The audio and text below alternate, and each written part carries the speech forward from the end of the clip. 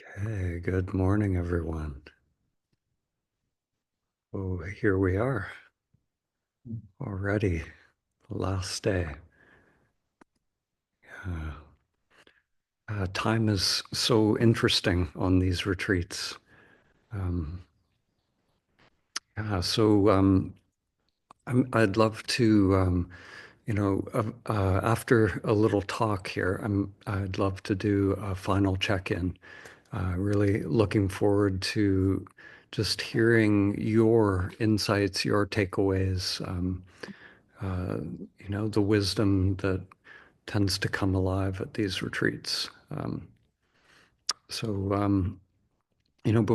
before we dive into that, I usually at this point in the retreat, I talk a little bit about what you could call integration, um, but that concept is like everything on the path. It's a bit of a paradox.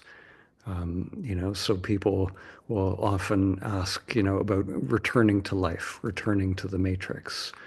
Um, so, this beingness that we're sort of marinating in for these 7 days, um, we can continue to marinate, in this beingness. So rather than talking about returning to life or going back into the matrix, I think sometimes I'll sort of preface it in those terms, but I think today I'd rather talk more just about what Maya is, what samsara is, and how there's this sort of illusion of identification of the false I. Um, so yesterday, I loved what came up talking to Zoo, actually. I love, she said, the difference between heaven and hell is a single thought. Um, and it's a really, so the difference between samsara and nirvana is literally just a thought, just believing the next thought. Um, And this is what we get direct experience of this in our dyads and in our meditation practice. When we don't believe the next thought, we're not looking for an answer. We're not trying to satisfy that knowing mind. Then there's peace, there's energy, there's aliveness right here in this moment. Um, and that's it. It's you believe the next thought, and then we can get caught in the dream. The script, the character, it's playing out, and if the sense of I is on that character, um, that dream um, can play out for years, for decades. Um, so really, it comes down to not believing the next thought.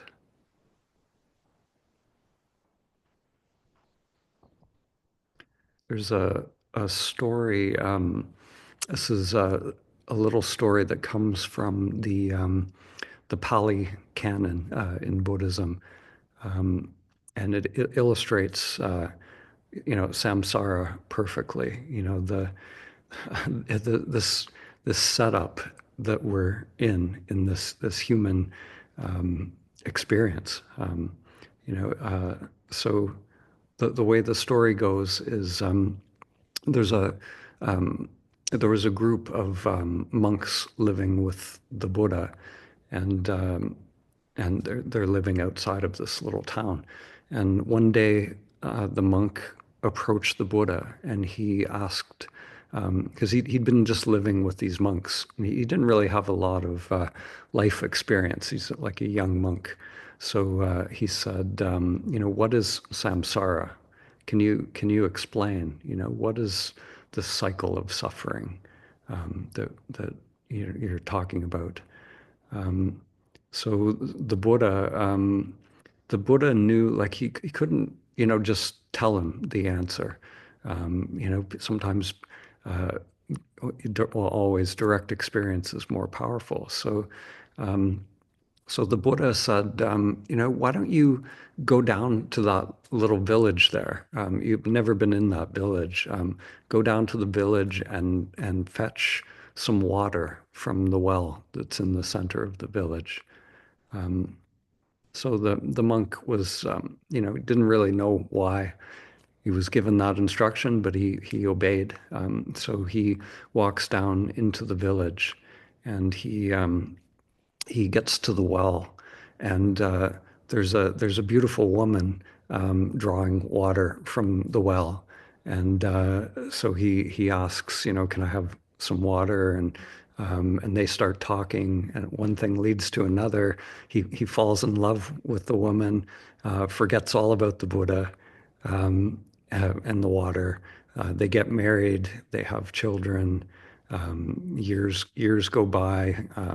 He becomes like a prominent figure in the little town, and and then life goes on. The uh, stuff happens. His business collapses, or there's unfortunate circumstances. His wife and children die. There's a famine, or I forget how exactly the story goes, but so he's in this sort of despair over everything he's lost, and and then he remembers, he's sort of wandering um, alone, going through this dark night, letting go of everything.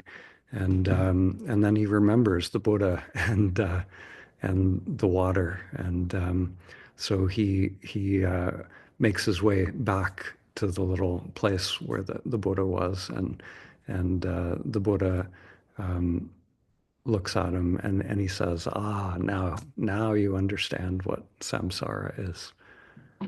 Yeah.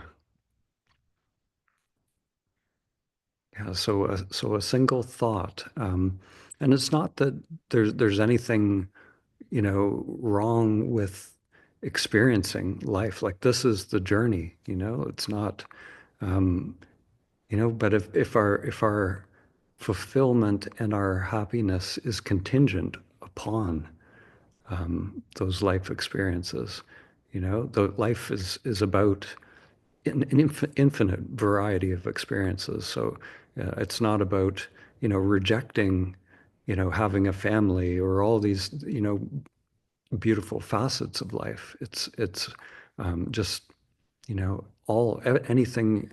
If my happiness is contingent on anything in the outer world, then it is all impermanent, and that's the core of this teaching of the Buddha.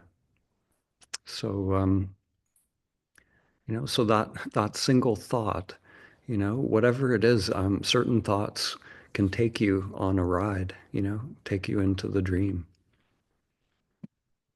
It's like when I was, before I really got on the path, within the Dan character, there was a very dangerous thought came up. It was, I want to be a lawyer, you know, and that thought took me on a ride for a few years, into suffering.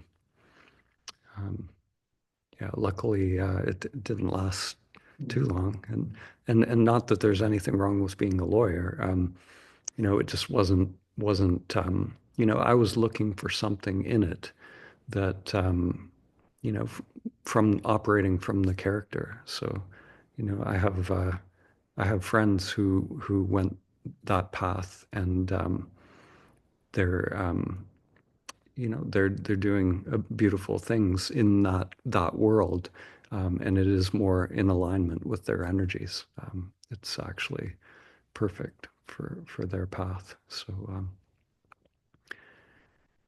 yeah. So another um, dangerous thought that can come up, and I mean, not really dangerous, but it can take you for a ride. Sometimes, um, it comes up, and even after people have had a glimpse of their true nature, or even a full kensho, sometimes this comes up. Um, Sometimes people will say like, okay, I know who I am now. I'm awake, but now what? Like what's my purpose now in life? Um, what's my purpose? So that's a dangerous one, because if we have if this is another way for the mind to gain its foothold, to reestablish control. Um, so my true purpose is simply to be. Um, that's the fulfillment of what it is I am. The actualization of it is simply to be.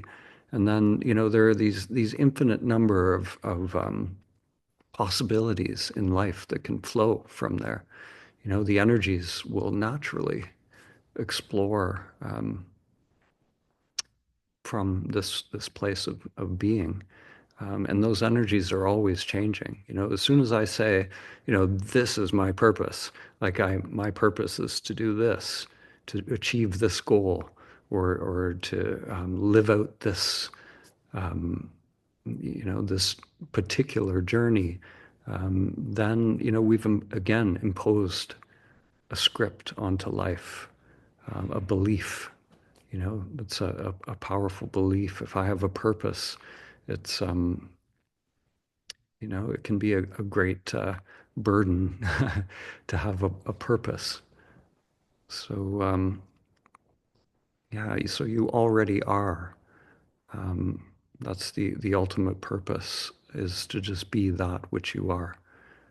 And then just allow those energies to flow. So um, like we talked a little bit about this, I think it was yesterday, about navigating life, and how Joseph Campbell said, follow your bliss, follow that inner aliveness that flows from being. Um, so we attune to that. We let go of the little I's preferences. We let go, in, as they say in Zen, to come to that still point. We let go into the moving stream. Let go into the moving stream of life, or the Tao, um, whatever you want to call it. Um, so we don't know where that stream is going to go. There's occasionally we get glimpses of that big poetry of life.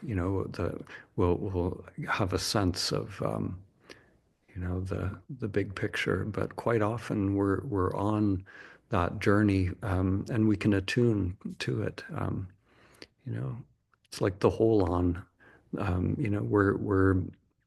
We're this little part, but yet we're part of this greater whole, this greater um, human organism, universal organism, um, spiritual um, organism, or whatever whatever you want to call it. Um, so yeah, so the mind can come in with all sorts of things that can sort of appropriate, you know, what has unfolded for us in a retreat like this. Um, so this. If we one big one is the spiritual ego. We can go back to life, and maybe we had an awakening or whatever happened here. A glimpse, or peak experience, all of these unfoldings, sometimes there is this dropping away of the I thought. And then when that, the vrittis start up, if the vasanas for most people are still in play in the unconscious. So in a different situation, the I thought comes back, and the I thought will say, I did it. I awakened. And that I will then start, you know, creating a whole persona around that, a new spiritual persona. Sometimes, getting that glimpse, can, again, believing that thought, I am awake. I can lead to a whole new dream, you know. That I that believes it's awake can start, writing books and become a spiritual teacher, and before you know it, there's a whole new construct of identification there. Um, Very, very, very common. I don't know if I've met many people who, after an awakening or a glimpse, have not gone down that road. It's usually a stage in one's spiritual evolution is to construct a spiritual persona, and I did that for a long time. I was you know yeah, had a very very strong spiritual persona that it wasn't until much later on the journey, I realized, what was happening, and it's usually life that humbles us. We realize, like, if we're truly honest with ourselves, there's still identifications. If there's still suffering, then it's not liberation. There's still stages of this path. There's an unfolding even after awakening. But our sadhana becomes something completely different after awakening. So once you know who you are, it is the end of seeking.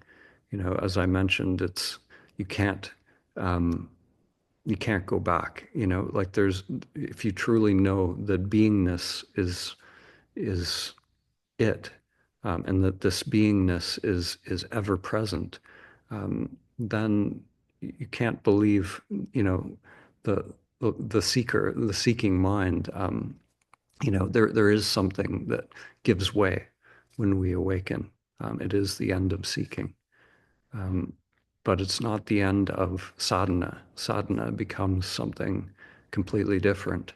Um, our sadhana is just being, just abiding as the self, allowing life to flow from the self. So, every situation, every thing becomes our sadhana after awakening.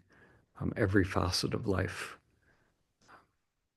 every experience is an opportunity to see the mind, to burn up the samskaras and the vasanas, and um, but there's no more doer, there's no more seeker, there's no more um, you know techniques. There's nothing. Everything flows from the truth of who you are. So there's only that one thing. If we can just do that one thing, which is unhooking from everything, all the whole projection, the whole dream of the mind, um, and just be. If we can just be and abide in that beingness, it's the beginning and end of all sadhana, the beginning and end of the path. So life will present these situations to, bring about this ongoing purification. So, there are, when we're in a retreat like this, it's a limited sort of, like the dyads bring about all sorts of different situations, but there are situations in life that they just won't occur during a retreat like this. So maybe there's, certain vasanas, certain maybe certain anger or frustration is only triggered in certain life situations.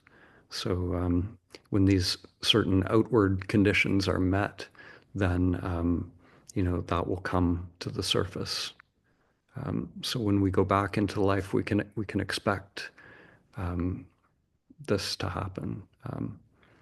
There's and invite it. It's awesome if we, the if we think something comes up from the unconscious and there's a identification happening again. The tendency is to think, oh, I lost it. I felt so good at that retreat, and now I lost it. You know, but no, that's not how it works. When we abide in being, just like in the dyads, we intend to directly experience who we are. It is an invitation. It's a space where this ongoing purification can happen. So it's not a problem. Whatever state comes, whatever experience comes, if we can see the truth of what is happening, burn it up. You be happy when that comes because there's a deeper purification happening. So when we go back, maybe certain things are triggered by certain people, family is a really good one, so we get to see what's in play in the mind, whatever that is, all these different things will become evident, the character's tendencies and whatever it is. Maybe it's a lot of these things have come up for so many people in the dyads, like the need for validation or approval, fears of abandonment or perfectionism or you know, idealizing things, or maybe it's aversion to authority, whatever it is. We all have our unique, our characters' embedded patterns, these subtle tendencies that are imprinted through life, through past experiences. Sometimes in the traditions they say, they even come from past lifetimes. So, and who knows? Yeah, I don't know. But whatever they are, it's when they come up, we feel it fully. We have an opportunity to observe that I thought, to question that I thought. You know, who do these patterns belong to? You know, who am I that is just aware? So they, of course, always belong to the character. And yeah, so if we allow ourselves to, feel everything, like they, often, a lot of teachers talk about embodiment. This is part of the ongoing work.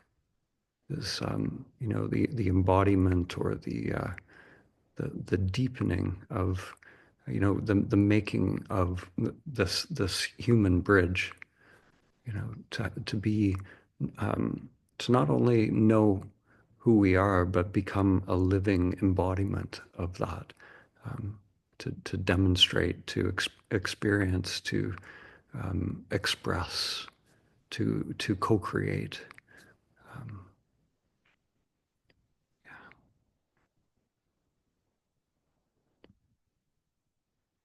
So, another uh, dangerous thought that can come up is, and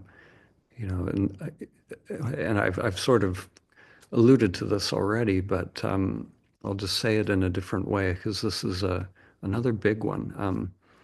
You know, we have these beautiful experiences, and um, the mind will say, how do I stay awake continuously in life? Um, and of course, like the I that is asking that is the false I that believes that awareness is not here already. So that false I that's asking, how do I stay awake continuously? That is the sleeper. That's the one that never wakes up. You know, that scripted character will never wake up. The you that you think you are will never wake up. Um, we awaken, we recognize that awareness, the truth of who we are, was never that character. So we just don't believe that thought. If we get caught up in that thought, then again we go for the ride. Um, we the dream plays out. So this is one of the biggest. I would say the fundamental delusion of the mind is this, seeking pleasure, avoiding pain. Um, this is really at the root of that I thought. So preferring one state over another. So if we can just allow these states to come and go, you know, comfort, uncomfort, discomfort,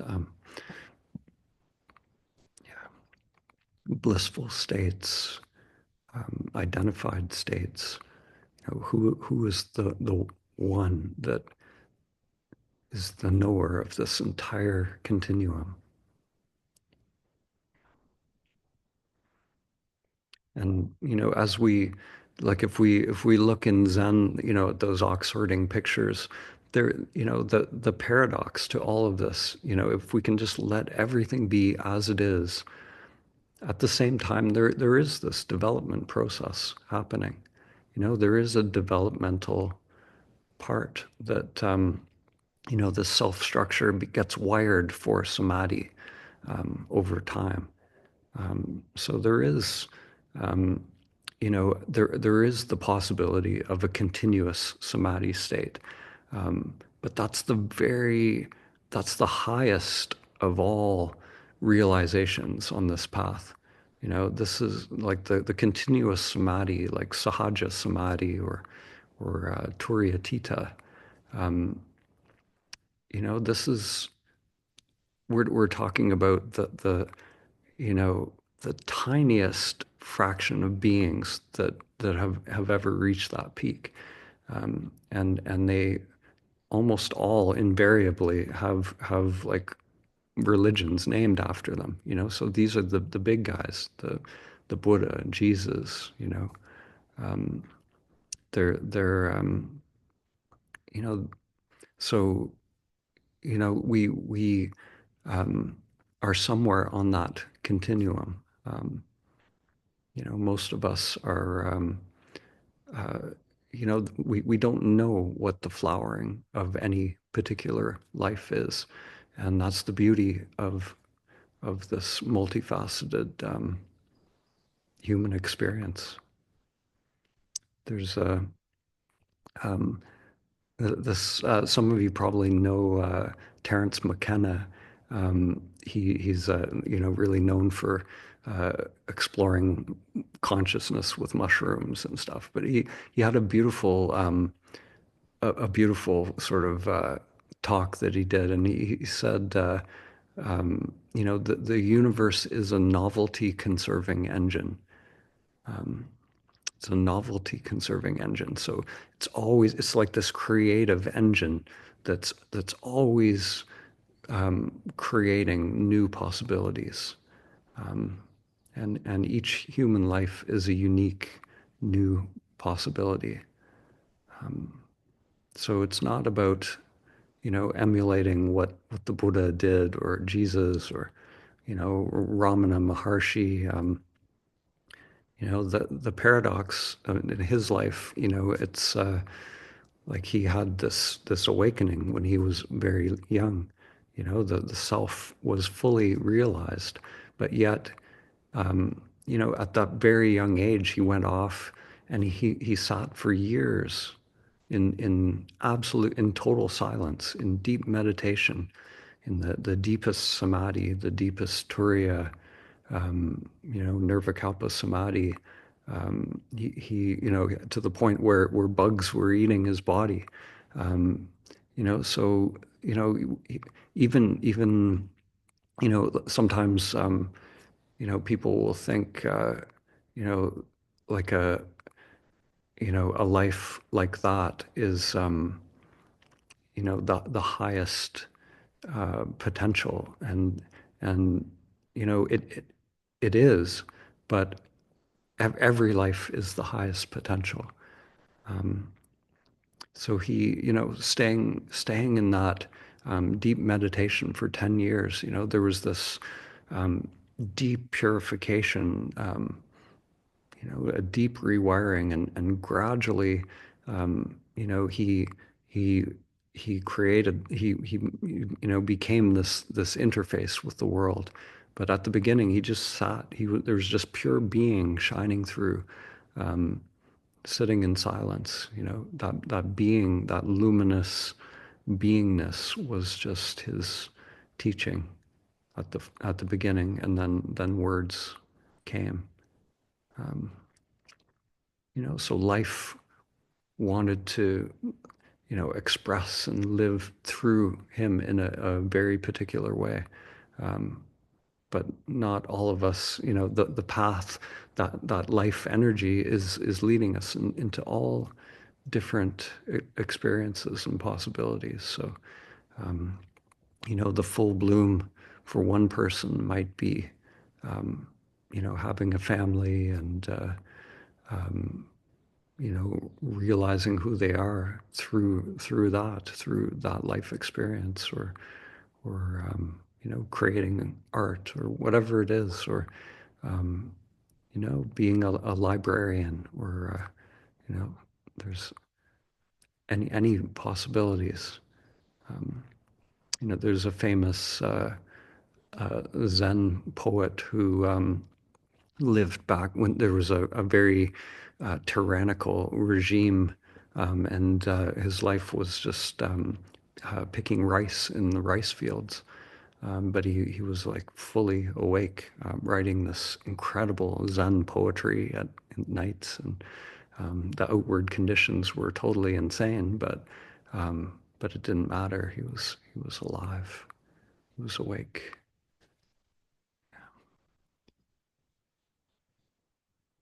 Yeah. So um,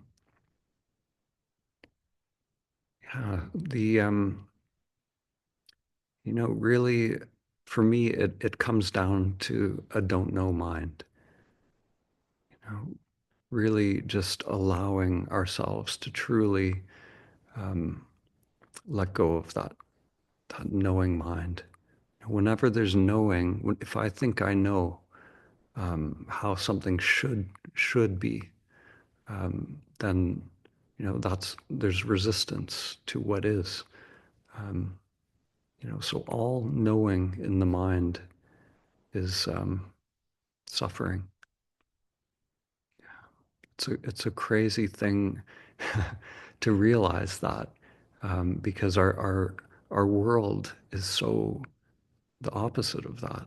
You know. But beingness, abiding in being, abiding in my true nature. There's no knowing in the sense of that mind knowing. You know, there's no past, no future, no um, memory. It's just direct being. Um, so when we are just here in being, then there's no resistance. It's just being okay with what is, dropping those um, five skandhas, loving what is, no preference.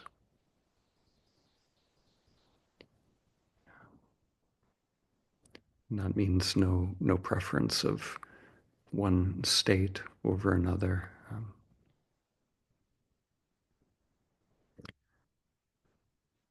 Yeah, so there's a few things I'd just like to mention. When we, uh, after a retreat like this, there's certain things that, I always like to mention just as a reminder. Um,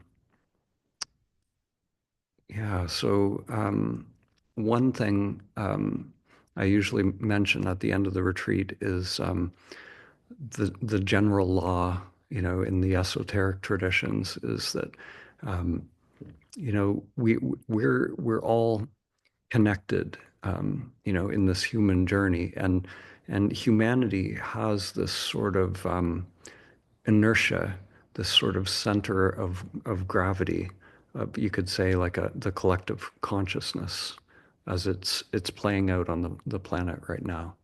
So so when we start to do this work, we start to move away from that center of gravity. We're moving out of its orbit, and if we can achieve a different orbit, we it's like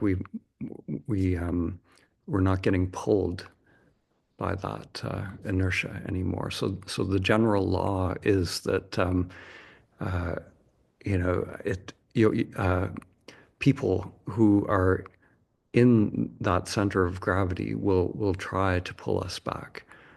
So, friends and family, and it's not out of malevolence or anything bad, but it's just, they'll see that perhaps we're not operating the same way as we always were, and they might think, something's wrong.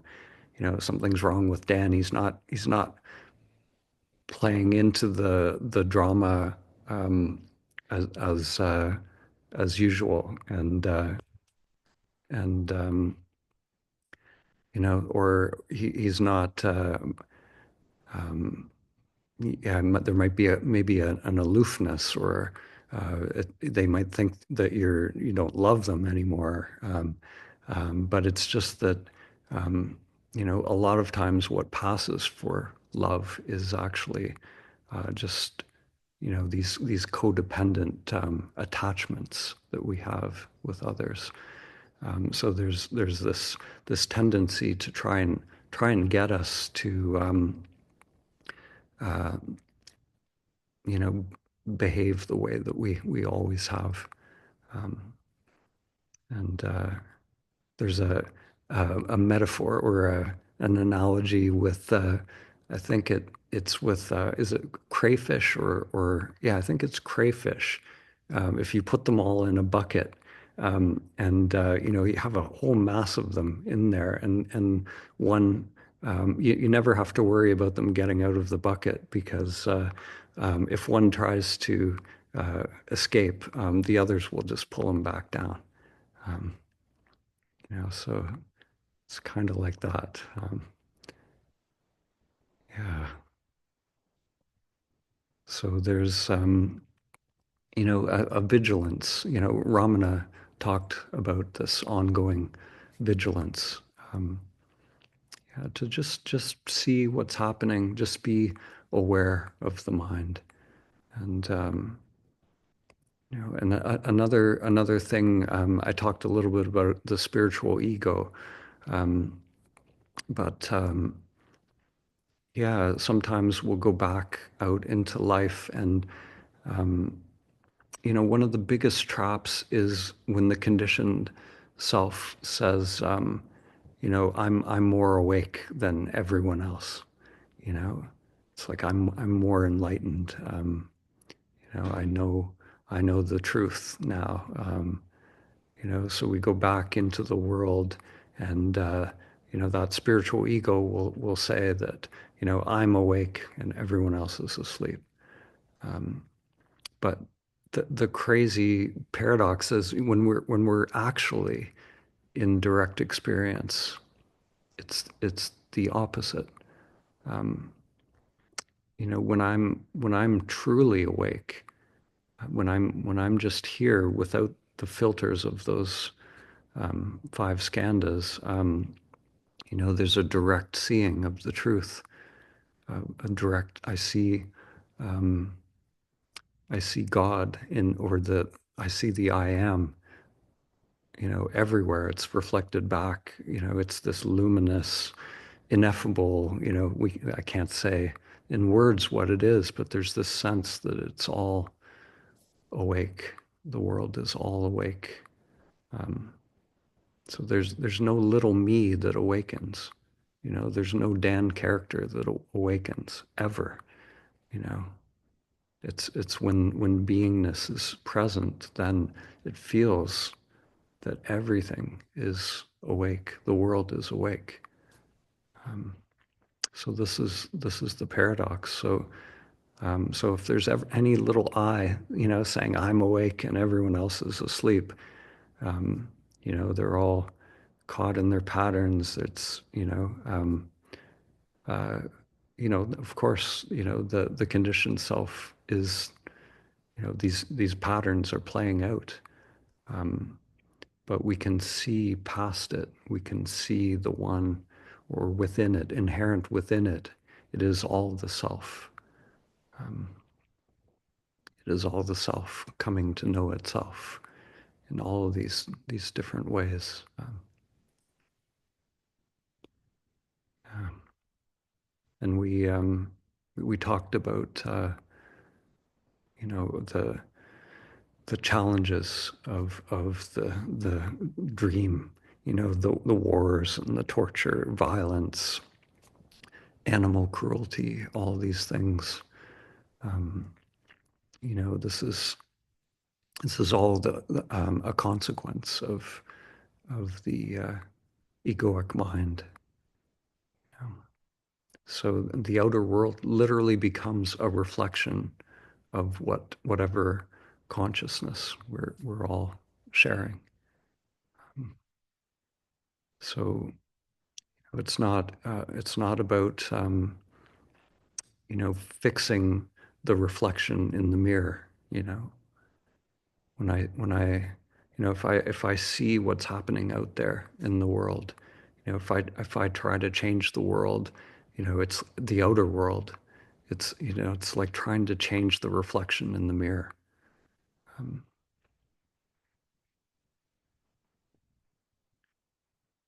so it's coming to know ourselves, and then the inner will reflect the outer will reflect the inner.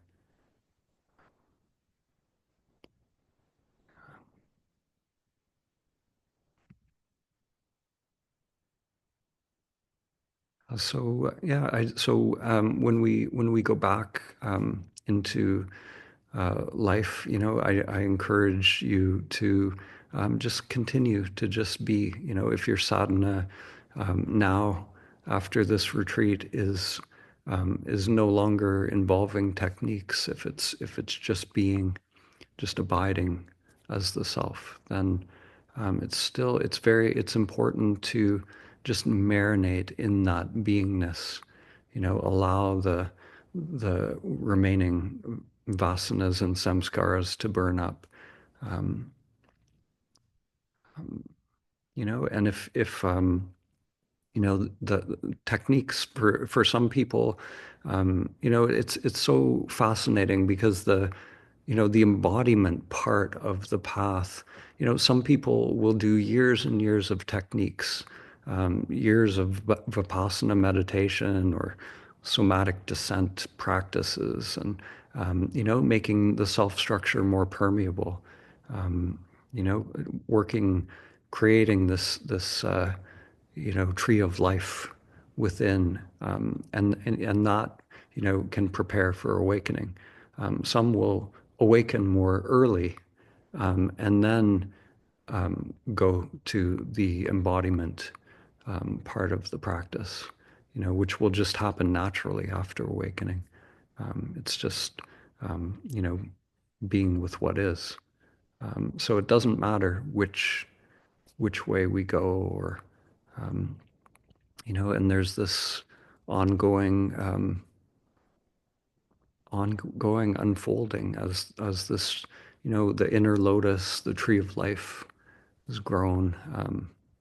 The chakras. Um, so there's this development process, and that's the time bound part. And um, Charles Berner talks about how it's a serious process. He said it's, if one is truly dedicated to the path, that part of it, to get to a point where that inner world is fully developed. The tree of life is mature. It can be usually roughly around a 21-year process for that to unfold. Um, so it requires dedication.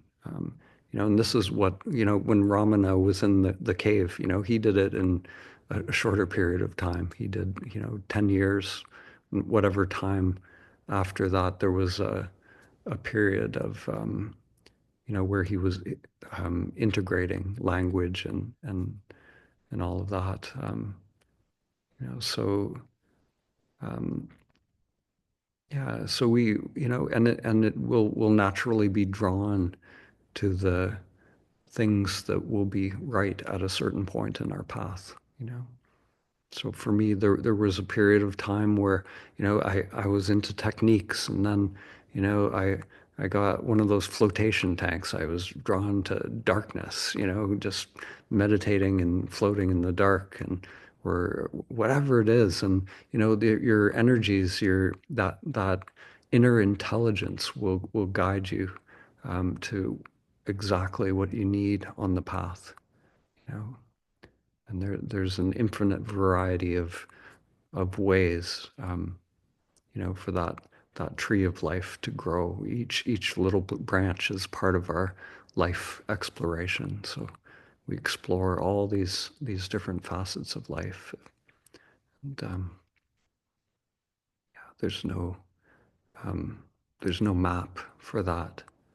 Um, yeah, we just trust that aliveness and that inner direction. So yeah, so I'll leave you with one last thing. This is sometimes I have ended the retreats with a quote from Rumi, or different little words from the great poets. But this one is from T.S. Eliot, and I'm just gonna do. It's just a little um, uh, short one.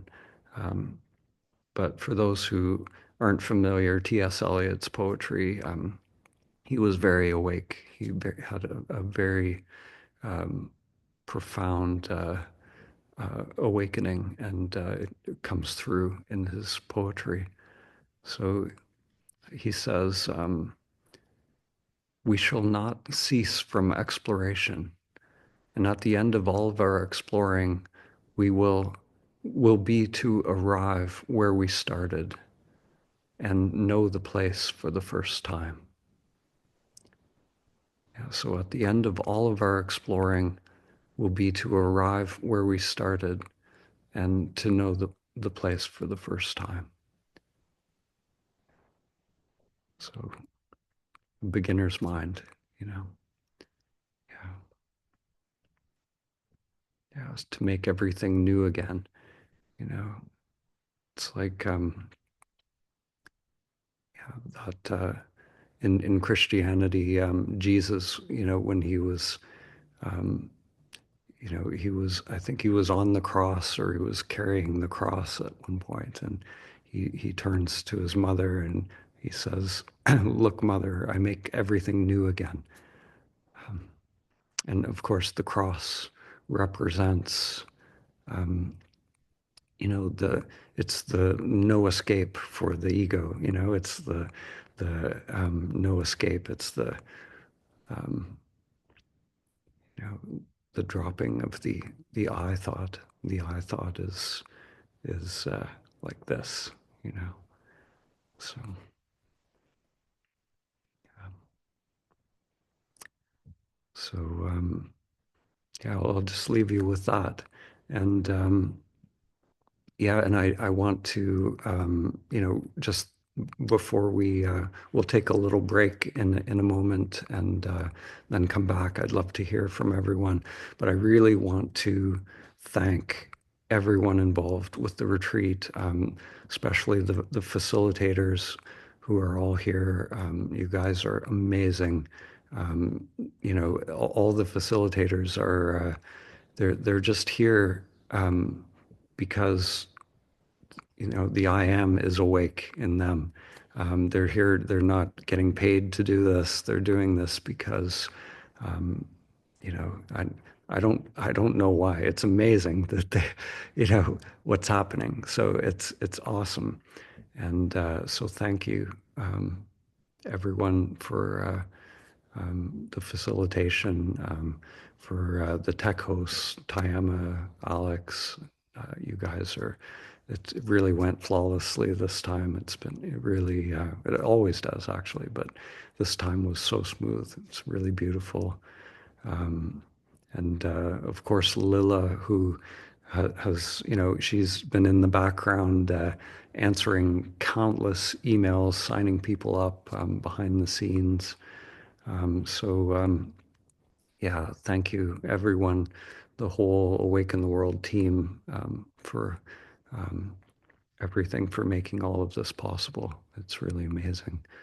And yeah, before we go to a little break, I'll just mention, so I will be sending out a big email, a follow-up email, and it has all kinds of stuff in it. So it's going to have all kinds of resources.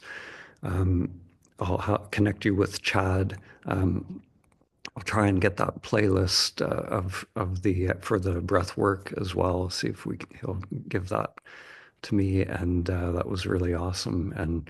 Um, and we, yeah, all different teachings and pointers that have been given through the retreat. We have all those materials in PDFs as well. So I'm going to include everything in the big email, and the for those who don't know, a lot of you are kind of familiar with the Awaken the World kind of ecosystem of all the stuff we have happening in the mornings and evenings, daily meditations and everything. So you're welcome to join us in those meditation sessions. We have the Eastern Standard Time and the Pacific Time meditations every day, daily. There's a community website, and the really cool thing that is happening right now is the I Am app is ready for beta testing. So you might have seen on the schedule page at the bottom tonight at 7 o'clock. We're going to do our very first test of the I Am app. So you guys are all invited to test it out, and I'm gonna after this after we close here, I'm gonna send an email out to everyone here, um, and there's going to be just a little questionnaire, a little form, so you can kind of let us know if there's any problems with the app, because we really need to do a real world test of it. So we'd be really, really grateful if you check it out, and you can do a few dyads tonight if you want, and still kind of stay in this kind of retreat energy at the same time. So um, yeah, so we'll try that out, and yeah, I think see if that's it. I think that is about it.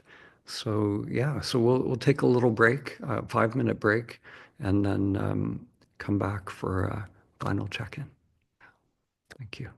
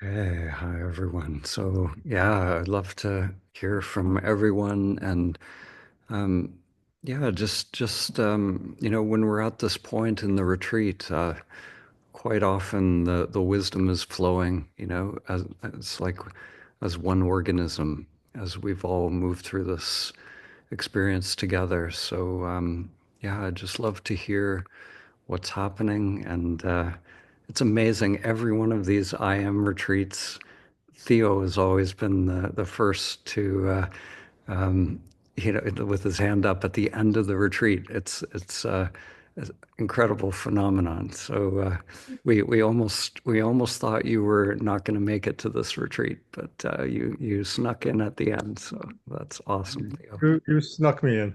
Yes, yes, that's awesome. So yeah, I'd love to hear from you, your experience. Dan, thank you for your friendship and your sensitivity on this journey. Your unwavering, loving, fluid determination. It's like water that fills everything. And it's so beautiful, the platform, your generosity, and your self expression, which coaxes, it's a hard word to say, coaxes us all in closer and closer to ourself until we see it clearly. You know, it's like being on a highway. We see signs or going through this town or that town. They should have signs that say passing through the illusion of separation, Mhm. passing through the illusion of identification. But from my own experience, if you don't see an illusion, you're unaware it's there. I was walking with my father once, many, many years ago, um, and he was walking his dog, and he was reminiscing about when he was a young boy. And then suddenly he turned to me and he said, You know, I don't feel any different now. He wasn't talking about his body. He wasn't talking about the state of his mind. Mhm. He was sensing a deeper reality, his I essence.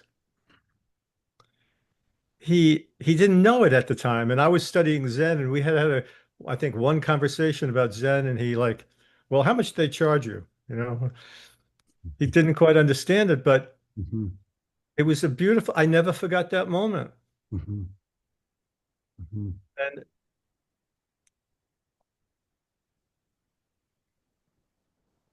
this collaborative journey where the sense of separation, which once may have felt like a wall, and before that, not even seen, now begins to feel like a membrane that's getting thinner and thinner. And sometimes, well, I'll be walking around and all of a sudden I'm on the other side of the membrane. It's like a matrix thing, where this thin pulsating membrane, you can't get through it when you're trying, but suddenly you're through it when you don't even notice it. Mhm. So um, I thank you for the platform you're creating. It's totally amazing. Um, and um, and your friendship along the way. It's more meaningful than words can describe. Mhm. Mhm. Thank you. Thank you, Theo. Thank you. Beautiful. Christina. Thank you, Dan. Hi, Um, Christine. I'm gonna cry. It's been such a whirlwind of a week. Mm. I didn't think I'd cry. Um, it's just it's been amazing. Like I rewatched the video of me reporting to you and it brought up so much just so much gunk. Mm. And it was perfect because it just needed to be seen, the self-criticism and the knot that I created, the character created. Yeah, And amazing. the journey back from that has been amazing. Like Mm. um, the deep breathing issues that I had, I did what you said, so I asked who is talking. I mean, sorry, who's taking the breath. Mhm. And it came back that it was the solar plexus and then the diaphragm. Mm. And then that became my divine guide. Mm. And then I started hearing everything that Chad was saying, and it was just everything started marrying up. Mm. Amazing. Amazing. And so the diaphragm started teaching me that um, probably because I'd cut myself off with these knots, that I wasn't sitting in the proper place of being anymore. Mhm. And so it basically said to me that if you can feel this pressure, you're not in the proper place. So I was sitting in this place Mm. and it was just telling me, move further out, Mm. get move into the proper place. Yeah. And it was Beautiful. like amazing. Yeah. So you have a teacher. I love it. It's Yeah.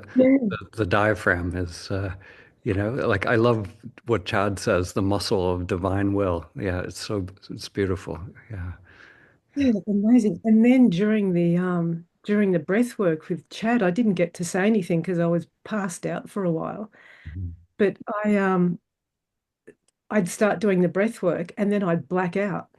And then I'd do breath work. And then so there was like it wouldn't let me do too much at a time. And I'd just black out. So I don't know how many times I blacked out.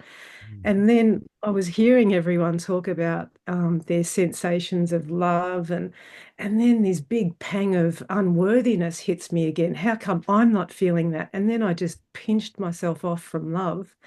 Mhm. And then but that was all serving me because by the time I was processing that in a couple of dyads away, um, this whole unworthiness just unraveled.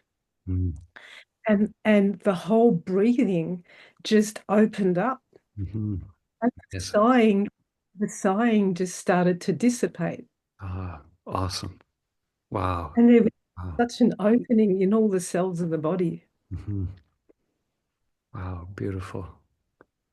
Beautiful. That's it. It's so amazing. And it's so, that intelligence, like it's incredible how we have this intelligence within us.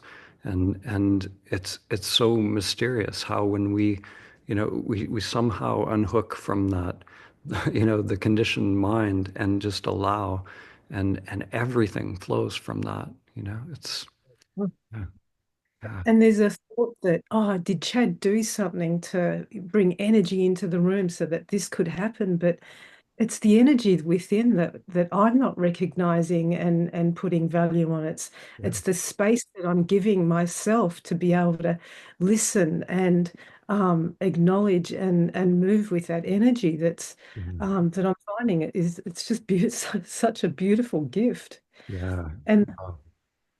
um and then by the last dyad, I was back in this place where I found myself in the last couple of retreats where wisdom just speaks through my mouth. It's not me speaking, it's the I am speaking. And it's like the I am is basically um it's just guiding me back home. And I can't remember anything it says. It just drops it in to this space. Mhm. And it's yeah, it's just beautiful. But I had to write down the last thing that I wrote, and it was that I said, and it was truth permeates this vessel when it recognizes who it is. Mhm. Oh, And and that's how it just and that's how it feels. yeah. Oh, So thank you so much. wow. Thank you. Yeah. Beautiful. Yeah. Yeah. And I just wanted to thank Razi because Razi had an acronym that he created, which was SALT. Yes. And I was using that in some of my meditations. Awesome. So yeah, but thank you, Dan, for everything that you do and everyone else. Wow. Thank you. Beautiful share. Thank you so much. For me, that, you know, to me, I feel like the biggest thing is when people can connect to that inner intelligence, you know, that recognize that truth is permeating us. And yeah, because everything, all the healing flows from there. All the, you know, whatever's needs to be reconfigured, the breath, all of it, it's all that intelligence just doing its thing. And yeah, we don't need to figure it out. The more I don't know, the more I can just be that. Yeah, yeah, And also acknowledging that there's no work to actually do. I don't need to chase anything to work on. It will all just, it will all just happen naturally. yeah, And yeah. That's it. that's the Yeah. direct. Yeah, it's like one, you know, before awakening, it's like we're working on this self-structure and, you know, psychology and all these different things to improve the self-structure. But then, you know, when we wake up from the self-structure, it's like I was never that. And with one chop, you know, it's all, you know, no more therapy needed. It's just now rewiring itself yeah, it's a huge revelation. If we, you know, but again, you know, it's not believing the next thought because the mind it loves projects. So, yeah. Using your hindrances to actually help you, which is one of the things that you kept saying, and then the letting go, which you spoke about, Leela, that ended up happening about the same time, and thank you to everyone for holding space. It's just amazing that we can do this for each other. Mhm. Thank you. Thank you. Thank you. Karen.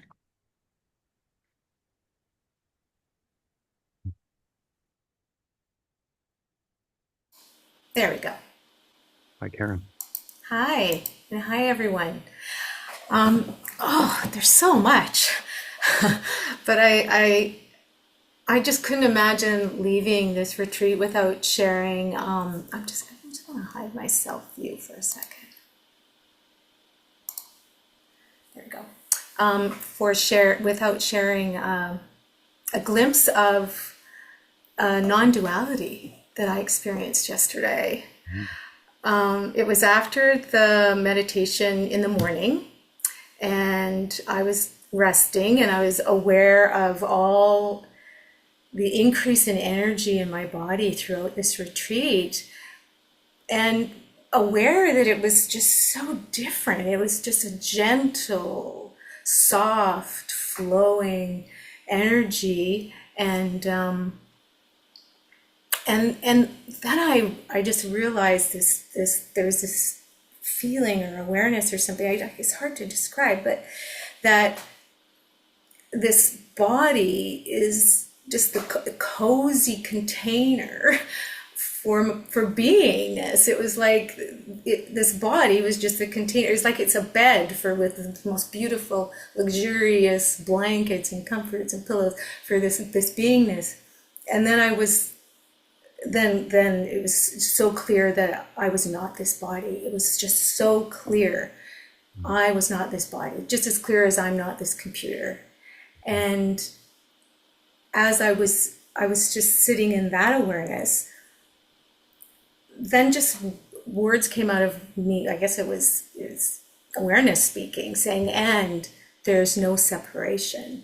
And then there was no separation.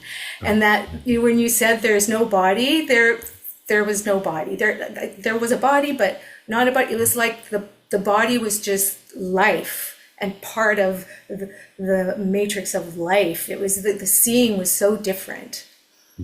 Wow.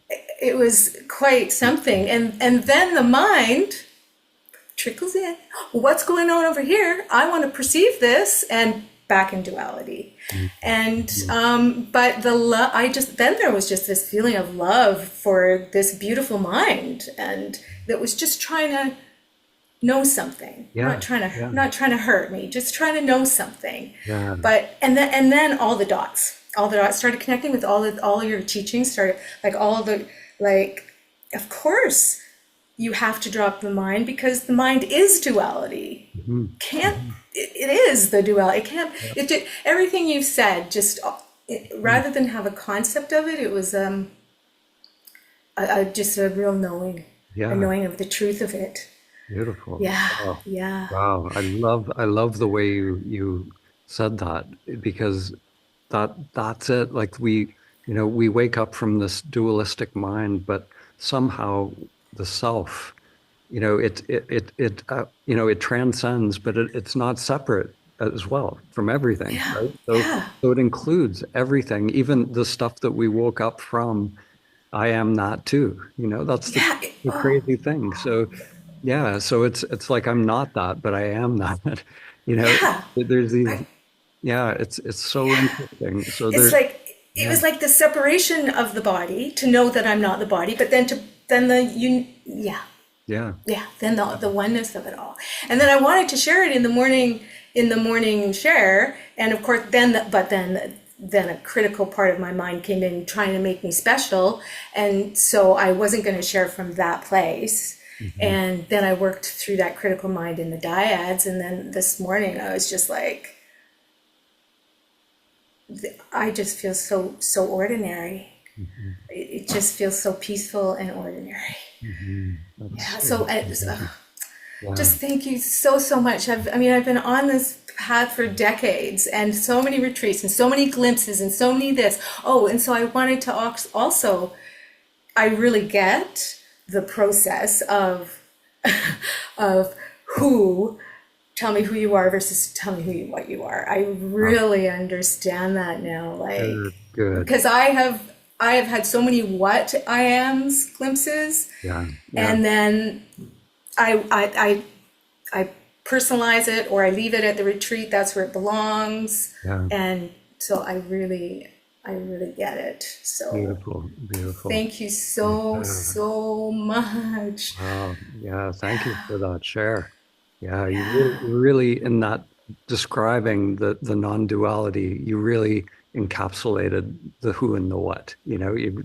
That's really it. Yeah, it's because Yeah, it's not. Yeah, it's both. It's all.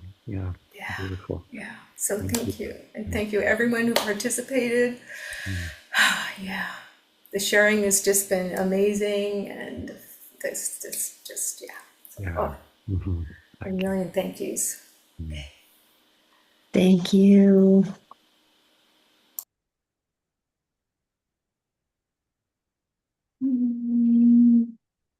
Just a moment. It gets shuffled every once in a while. Here we go. Inez.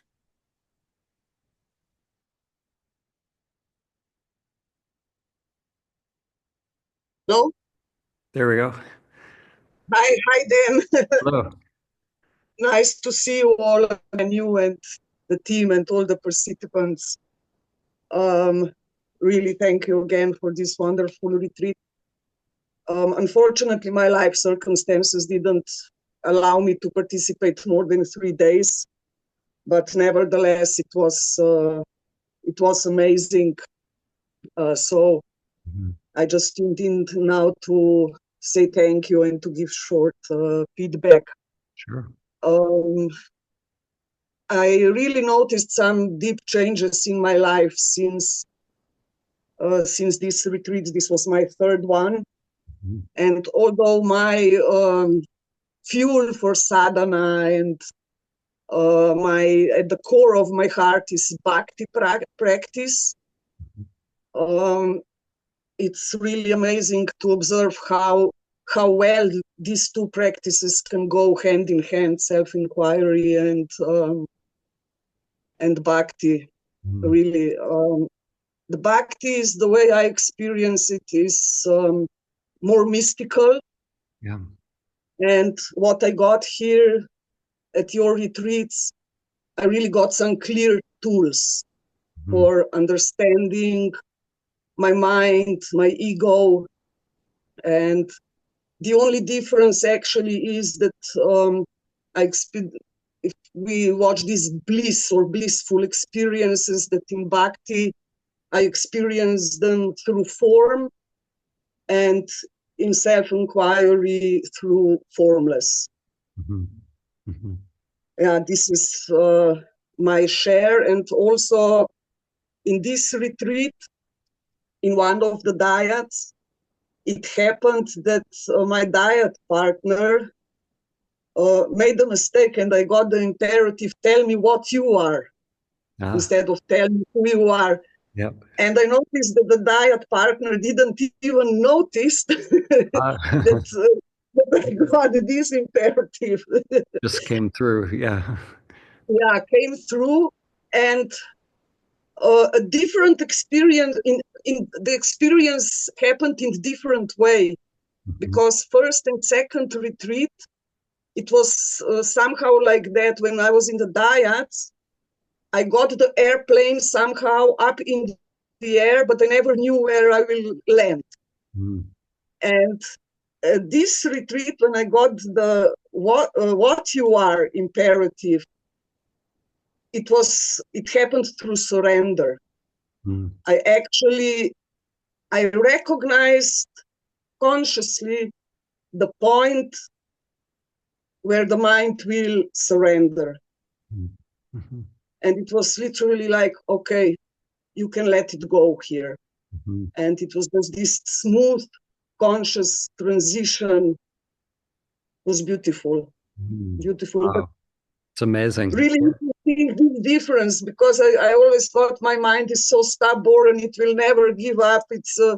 pure luck that Wow. this Wow. It's this happens. Yeah. That's And sounds like a gift from the self that imperative came through. Yeah. yeah, yeah. And also after the second I am retreat that I made here with you and your team, um, I noticed that something has changed, but I didn't know almost for 1 year what it was. But I knew that something changed, because um, I'm much more grounded, and I noticed that whatever challenges I am going through in life, there's some easiness attached Mhm. to it. So my resistance is much, much smaller than before. I remember, for example, the first I am retreat here. Um, you gave me some pointers when I asked some questions, and I understood what you are saying, but I wasn't capable to do anything except drink the honey from the experience. So Mhm. it was, I mean, it was beautiful, but I still didn't absorb the tools for what goes from here on. Mhm. And this actually changed after the second retreat. And I have no words to thank you, really. I have no words to thank you and the entire team and all the participants that are giving me mirrors here. Really, thank you. I mean, the love for personal God and Guru is my fuel and this mystical connection. Mhm. But you are actually the only teacher, or how should I say, that I accepted fully and that I really absorb what you are saying. So thank you all from the bottom of my heart, really. Wow. Thank you. Beautiful. Beautiful. Thank you. Mm. Yeah, and thank you for Thank you. sharing about the bhakti as well, because it's a beautiful dimension of, I don't go a lot into the mystical, but it is, I think the heart and the mystical is it's an important part of this path as well, and it's not separate, of course, from what we're doing here, but it's that those mystical traditions are beautiful entry points, and for people to know that it is It's a synergy, it can be a catalyst as well for, as these mystical dimensions of who and what we are awaken. It's yeah, it's all part of it. So yeah. Yeah, Mhm. yeah. Thank you again. Thank Thank you. you. Mm, thank you. John H.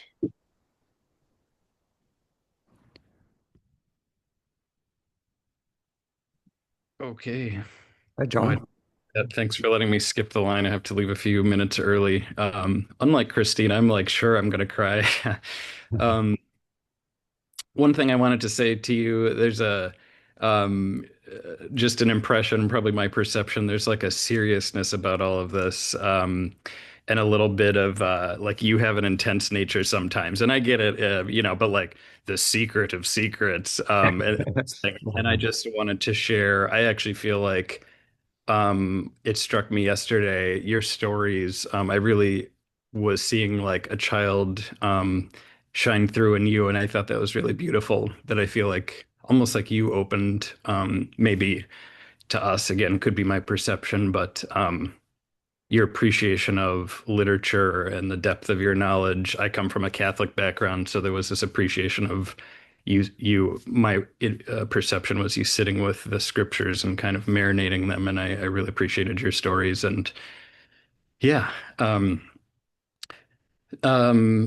did want to thank my witnesses because I just fucking sobbed in front of so many.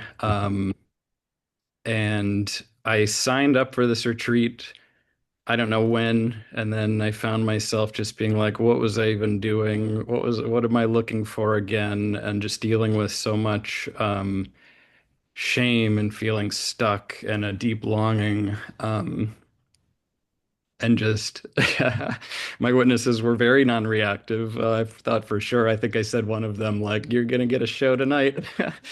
um, And so my main share during the breath work, well, one thing you mentioned that the what is in the way is the way, and I just felt a hope in that because it just seemed like what has felt so difficult, like here's my gates one at a time, and just too, I think I've transmuted a whole half box of Kleenex, and so there's just felt like a hope in that. It didn't feel like anything was happening, but at the breath work, I just went with the breath work. I felt really able to just be in my space and alone, tuned into the headphones. This tingling started happening in my hands and feet and face. And then I just started feeling like moving in different ways. And I reached up to the ceiling at one point, and it just felt like it represented my longing, this longing that I've been feeling. But suddenly it didn't feel like John stuck in a hopeless despair. It was like this laughing and sobbing of like, like of course John longs. Like of course I want to see something so beautiful I can't even look it in the face. What's wrong with that? um, and this like dropping of shame, a freedom. And there's still some like conceptualizing it, but it feels somehow like I'm with John and that just don't leave John and feel what John feels and don't run away. Um, yeah, I don't know. That's kind of the thing that I feel now. And I've had a glimpse before where it felt like, am I seeking God? And now it almost feels like, am I God watching John? And I don't know if I really even care. There's definitely a grasping of the mind, and I'm just trying to learn to walk. But it just felt like a shift and like suddenly, I don't know, it seems so simple. I don't dare to be so bold, but because you like these Zen stories and having read like Three Pillars of Zen and the like show me moo, it was like at the end of that breath work, it really felt like the end of like a psychedelic trip. And I thought if somebody had said like show me moo, I would have like opened my eye like wide or just ooh. Like I don't know why that came to me, but these just like just Awesome. speak, just watch, just be, stay here. So thank you so much. And again, thank you to all my witnesses. Beautiful. Thank you. Thank you so much. Yeah. Amazing. Wow. Thank you, John. Thanks for sending me the note so that we Yeah. didn't miss that share. I appreciate it. Janice.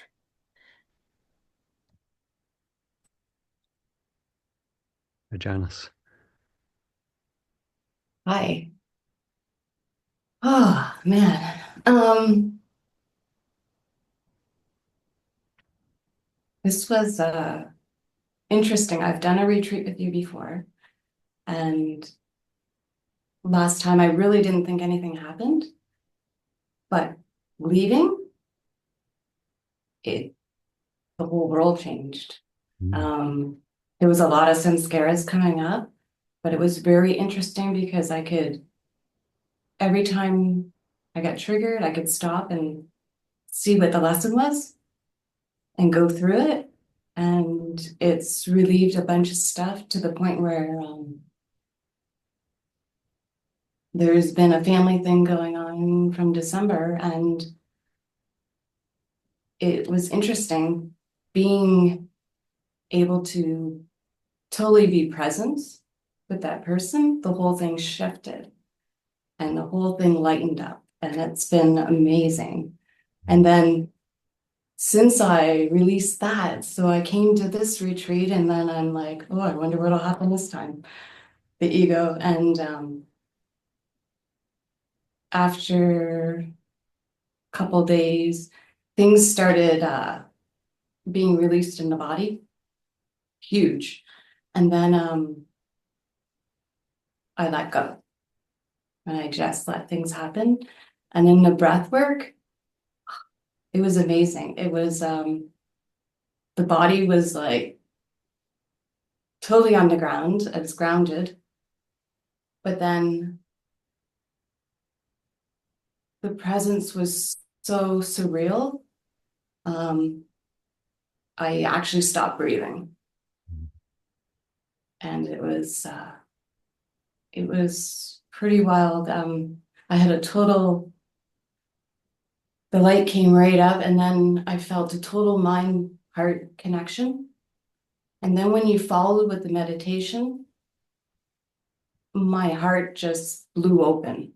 It was pretty incredible. And then during the dyads, the energy felt like I've been working in energy for 25 years, but this was like, holy cow.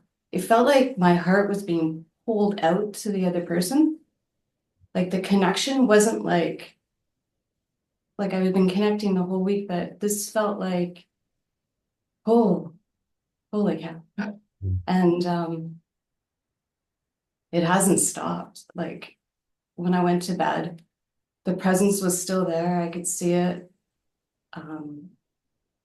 The mind and body fell asleep, but I didn't. Beautiful.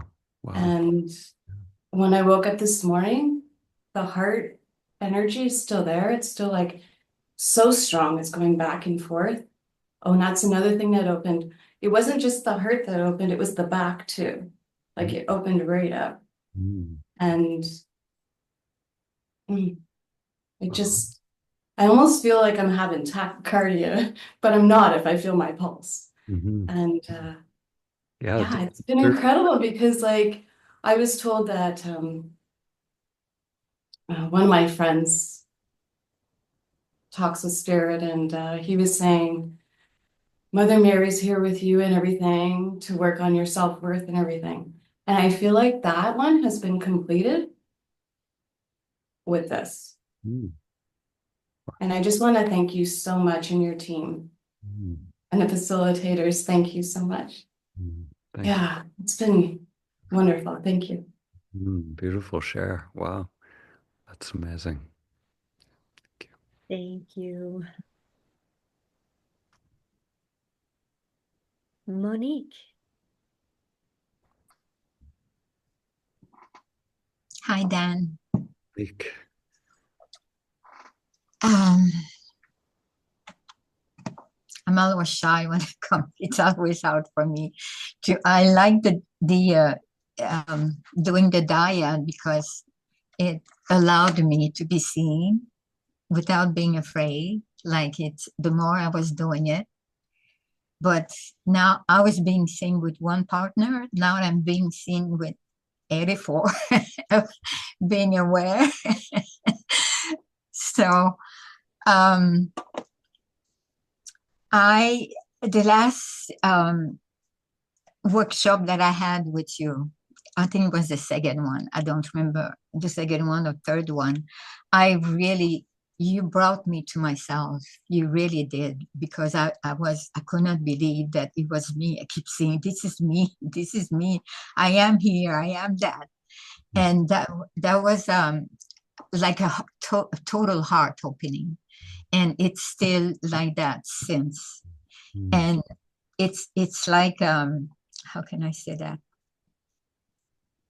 Like a mind blowing. That's what you did to me. Literally a mind blowing. Like you blew my mind away. And it was gone. And that's why I could not understand the word mind. It's not there. There is no mind. I could not understand the patient.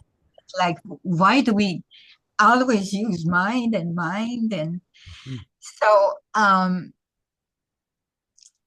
yeah, it was just totally peaceful. It was totally free and simple. It's the simplicity of it is the mind cannot understand that.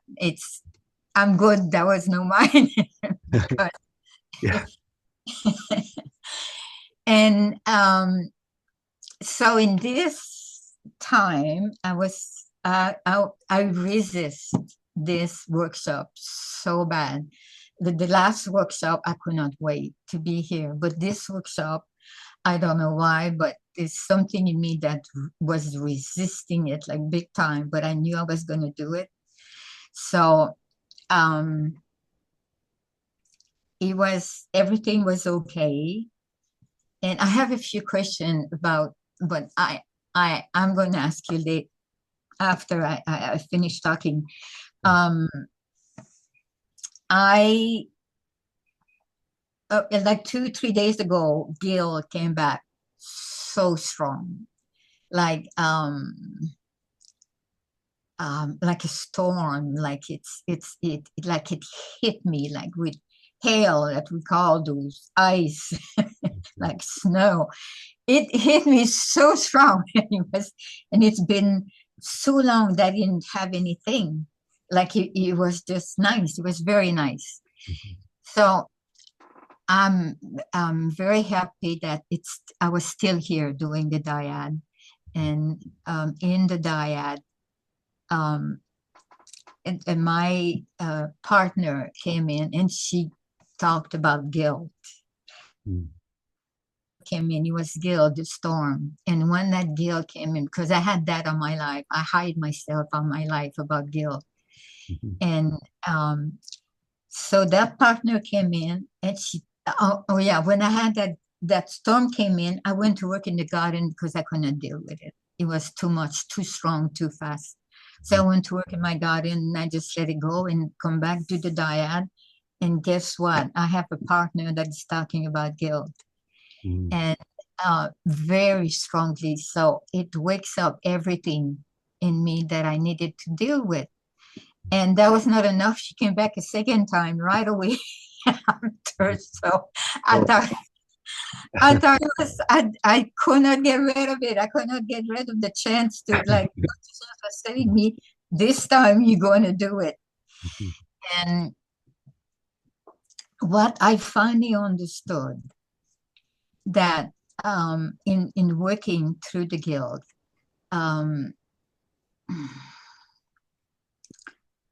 okay,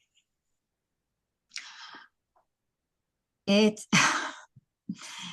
too many things in my mind. I'm going to take my picture away.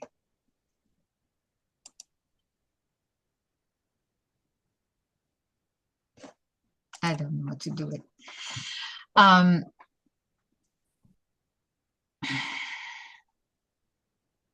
I guess what I saw, consciousness show me doing the dyad. When I take a big breath, I always see what I need to hear, or I see it in pictures. And I could see, this is funny because I could see the thought came back.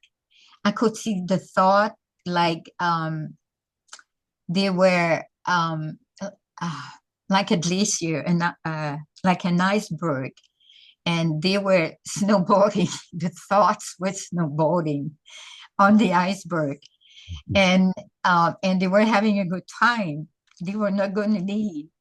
But when I started to work in the dyad with my partner about the guilt, they came back, but it was an ocean, and now they were surfing.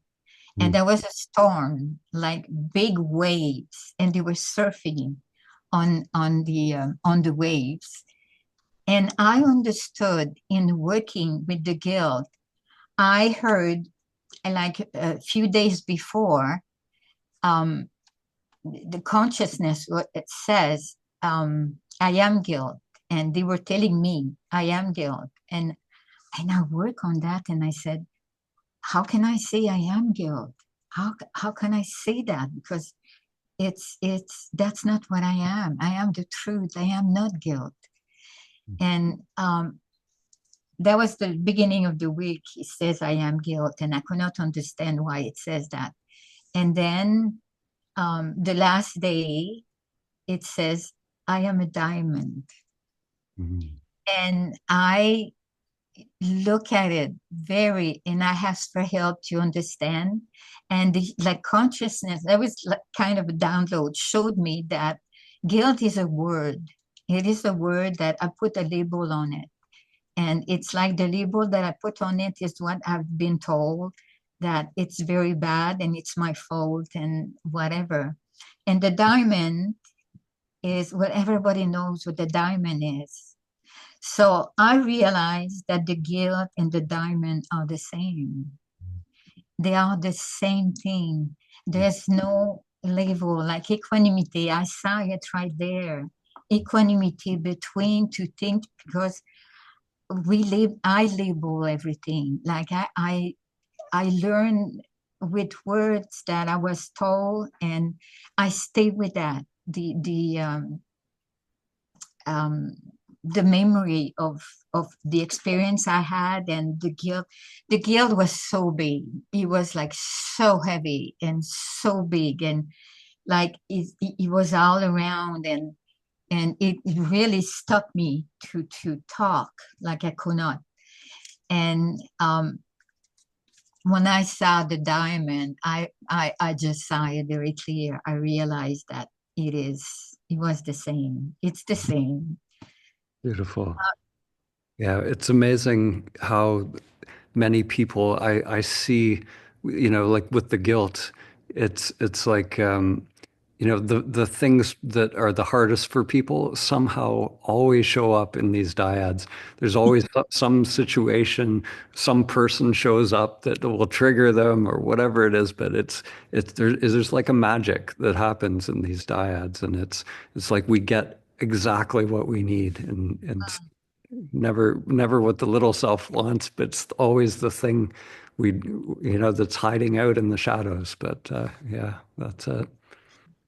My question that I wanted to ask is, I had an experience with you before this workshop. I've been doing the meditation every morning with you guys, like it's 6 o'clock and 9 o'clock for me. Well, it's 5 o'clock for me. It doesn't matter. And I saw, it's an experience, but I was there. It was very clear that you invited me to come with you, like to be in front of you. And you said, and I came, and it's the first time that I really do it. Usually I always put a wall and I don't do it. I don't do what they say. And there was a carpet in front of you, like a little carpet. And you said, come on the carpet. So I came on the carpet, and you put your hand out, and you said, take my hand. and I took your hand, and it's like you give me back myself to myself. I don't know how to explain. And that has never changed after that. And the present is always there. It has always been there. It cannot go anywhere. It cannot disappear. It's always there. But I was wondering why the carpet. Like a few days later, a week later, I was wondering why the carpet. And I saw that the carpet was to ground myself. Oh, okay. Nice. Ground myself, that you could take my hands and I would not move, because I always put a wall, and I had a lot of abuse when I was young, and I get out of my body all the time. So it was easy for me to do that. And to ground myself, you hold me there, and it's like, and my question also is, in doing with the guild, it's like, I don't know how to explain, but my soul came back, but I didn't know it was gone. And sometimes you hear, how did he say that? Like people say they are soul retriever or something. Is it possible that your soul will leave you, or it's not, you're not so much aware of it, or? Well, I think what Maya is, samsara is when,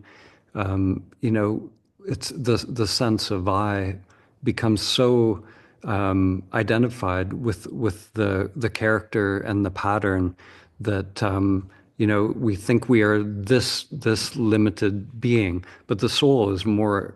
It's so beyond that. So I think when we get really narrowed in, we become. It feels like we're. It's just this dream script playing out.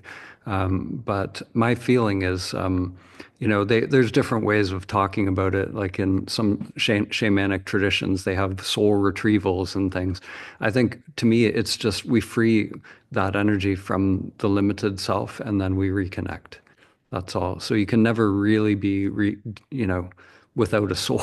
It's just, it seems that way when we're fully identified, but that energy can become free again. So I understand, because the word soul for me is what, being Catholic. Brought up Catholic in a little town with two big church. I thought the whole world was Catholic. The word soul for me was the only word that I know that relates to Seems God. like there's a man in the women's saunas. Yeah, can you check that out? Thanks. oh, somebody's microphone is on there. Yeah. Okay. So yeah, thank you, Monique. So, you're muted again there. Yeah. Yeah, So thank I you. think we have a lot of how many people? Yes. So yeah, but yeah, yeah, thank you, Monique, for that beautiful share. One more It's thing. interesting. There's a bunch of mute buttons that are actually coming on. So if you could just double check. It's quite interesting, actually. That's funny.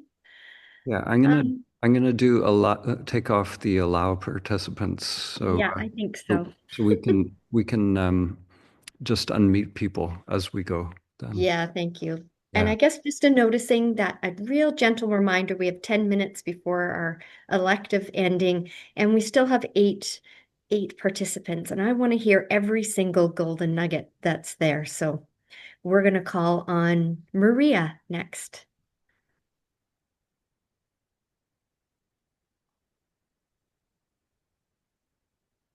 Hi, Maria.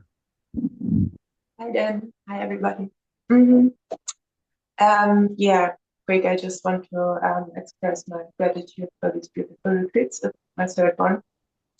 And I actually remembered that I originally did it because I was so afraid to do like a real Vipassana retreat with 100 hours of meditation in 10 days. And so I thought, well, let's do that online thing. That's maybe. Yeah. So that's maybe kind of something where I had to have an escape, and it turned out that that was very wrong. So it's my third retreat now, and there are many beautiful things happening, and I think especially some processes are still going on. So this kind of intuition or higher intelligence yesterday in the diets kind of told me in sort of a self-reflection that there was lots of work to do, but now I can chill down and just allow things to unfold, which was very nice. But I still wanted to share one peak experience here. Very quick. I had like one very, very deep meditation experience where I so the sense of I completely lost my body. It was like a sensation of shrinking and expanding at the same time. And there was this feeling of a threshold. So sometimes in this character's journey, say like this, there are moments when sometimes in me asks the question, you want to go there? Are you really sure you want to go? And then usually this character will say, oh yeah, absolutely, let's see. And so it was this time, and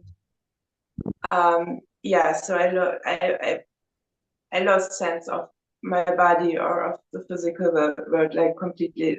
I think I've never been so deep, like my consciousness has never been so completely disconnected from this world or from this body. And then I was pure awareness, like there was no I, there was only light, there was only being. And in this moment, there wasn't reflection or thinking. Only when I got out of it, I had the feeling when I came back into my body, and it was a very gentle process, very beautiful. But I had the feeling that this was like, you know, when you charge your telephone with the small cable, and it felt like I was this cable, but I wasn't. It wasn't a telephone. It was like a nuclear power plant, and all that energy went to this one cable. So I had the feeling like for this brief moment, I have no idea, it can be seconds or minutes, there was no time, but it was like I was connected to God's awareness, to something.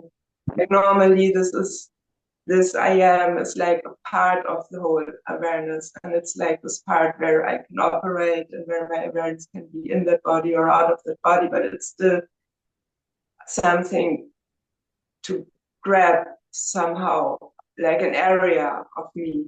And this was like everything went through me for this short period. And I also had the feeling like this is not for somebody who actually has a human body, because in this complete awareness, there is no option to have a body because there is no room, no space. So it was like, this is how it's gonna be to be dead, probably, or I don't know, like when you really leave, like it was like being completely out of the matrix, completely out. Beautiful. But it was good to come back, because it was like, okay, now I enjoy this aspects of being where I still have space and room for reflection. This total beingness was too much for a living. Yeah, Wow. I think you know. Yeah. That's very beautiful. Thank you for that share. Yeah, yeah, it really, yeah, I feel the mystery of that, you know, and that somehow we touch these, you know, places that are so far beyond. So yeah, I think our human journey is we start to become more and more of a bridge to touch these places and integrate it more. But it's yeah, it's such a mystery. Yeah, it's beautiful. Thank you. It's maybe just a place where we will go anyway, or maybe it's not worth the struggle because it's just too much for a human being. Yeah, But it was beautiful. yeah. And also, the insight is we can enjoy our little aspect of life and just jump around in our in our space of awareness and live that out, and that's enough, because there will be a time or a space to be that all-seeing eye, that God awareness, but this is not now, because Yeah. we're too small. Yeah. I So feel everybody yeah. that Thank you. that we all are. Thank you. Mhm. Thank you. Beautiful. Anne Marie.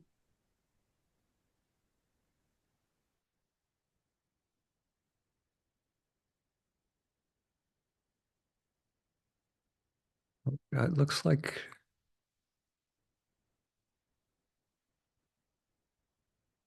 And I have a feeling now too, when when you're with me and with you, that you have an ability to,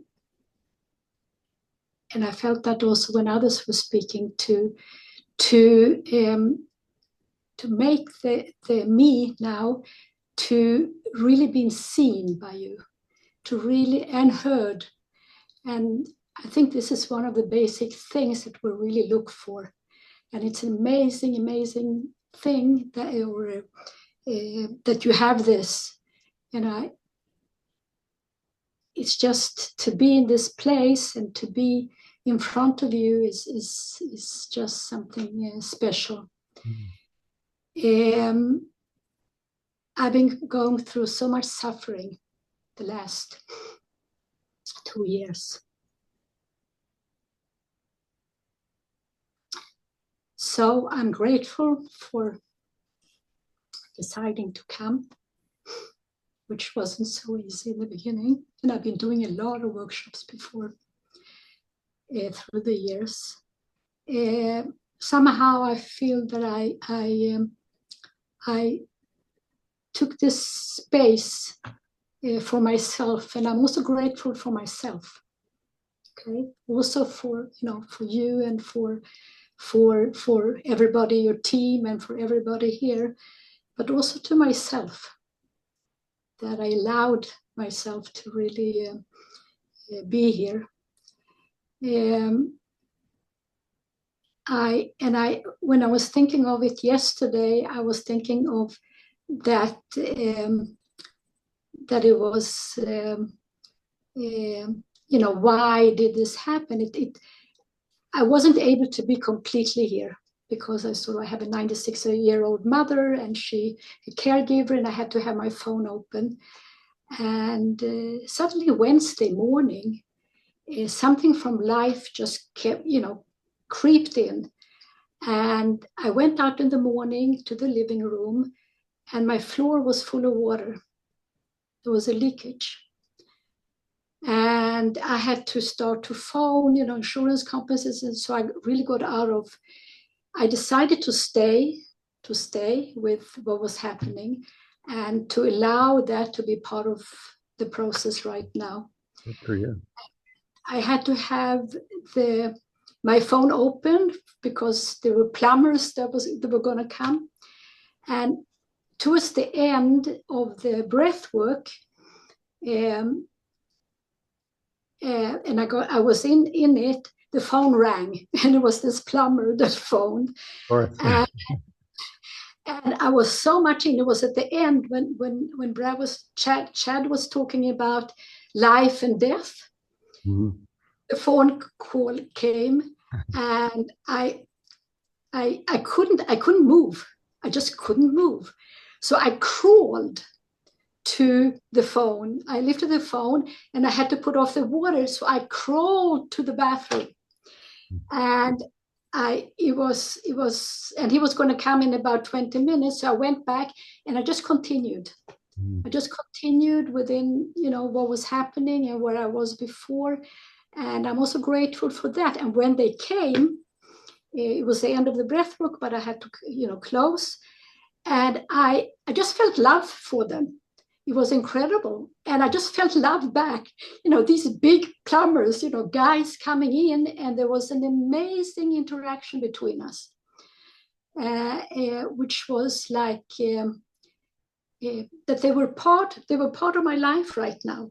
And also during the work, I felt a very deep connection with my ancestors, and also, the future generations. It was like I was in there together with everybody. Yeah, that's sort of, I think that was sort of I don't want to take up more time because we're really towards the end and there's many people who want to speak. So I just wondered with the diets, is it possible to have some kind of instructors together while we're doing the diets, to have some kind of feedback in some way? You mean in the future? Like, Yes. yeah, Yes. yeah. Well, we will on the Awaken the World, like from time to time, we do facilitated dyads. So if you're on that mailing list, you'll get it. But also, we have this I Am app coming out very soon. So after we test it tonight, if the test goes really well, we'll have the I Am app, which we're going to structure it so that, if facilitators want to be on at a certain time, you can just go on that. The idea is to be able to go on there anytime and have facilitated dyads. So it's going to take a while to ramp up, but it's coming. So, but in the meantime, we will have different events, and we'll on the community site, I'll send you a link where you can connect with dyad partners as well on there. And the most challenging thing for me here is really the timing when the diets are, because I have 7 hours of a difference. Right. So will it be possible to make it also that it's not 2:00 in the morning for some? Eventually, my vision for that is to have it so that you'll be able to choose your language, and in your time zone, you can connect with people, all over the world. So eventually, that will be the case. It will take a while to get there, but we're going to start with just English and our Eastern time, and then expand from there. So. English is good. And I also want to just add one thing, that there is, right now, right now I feel a connection with life, with really the life within me. So Beautiful. thank you. Yeah, thank you for that, Cher. Yeah, I love the story about the water and how everything just was somehow in perfect connection. So yeah, thank you. Thank you. Dumar.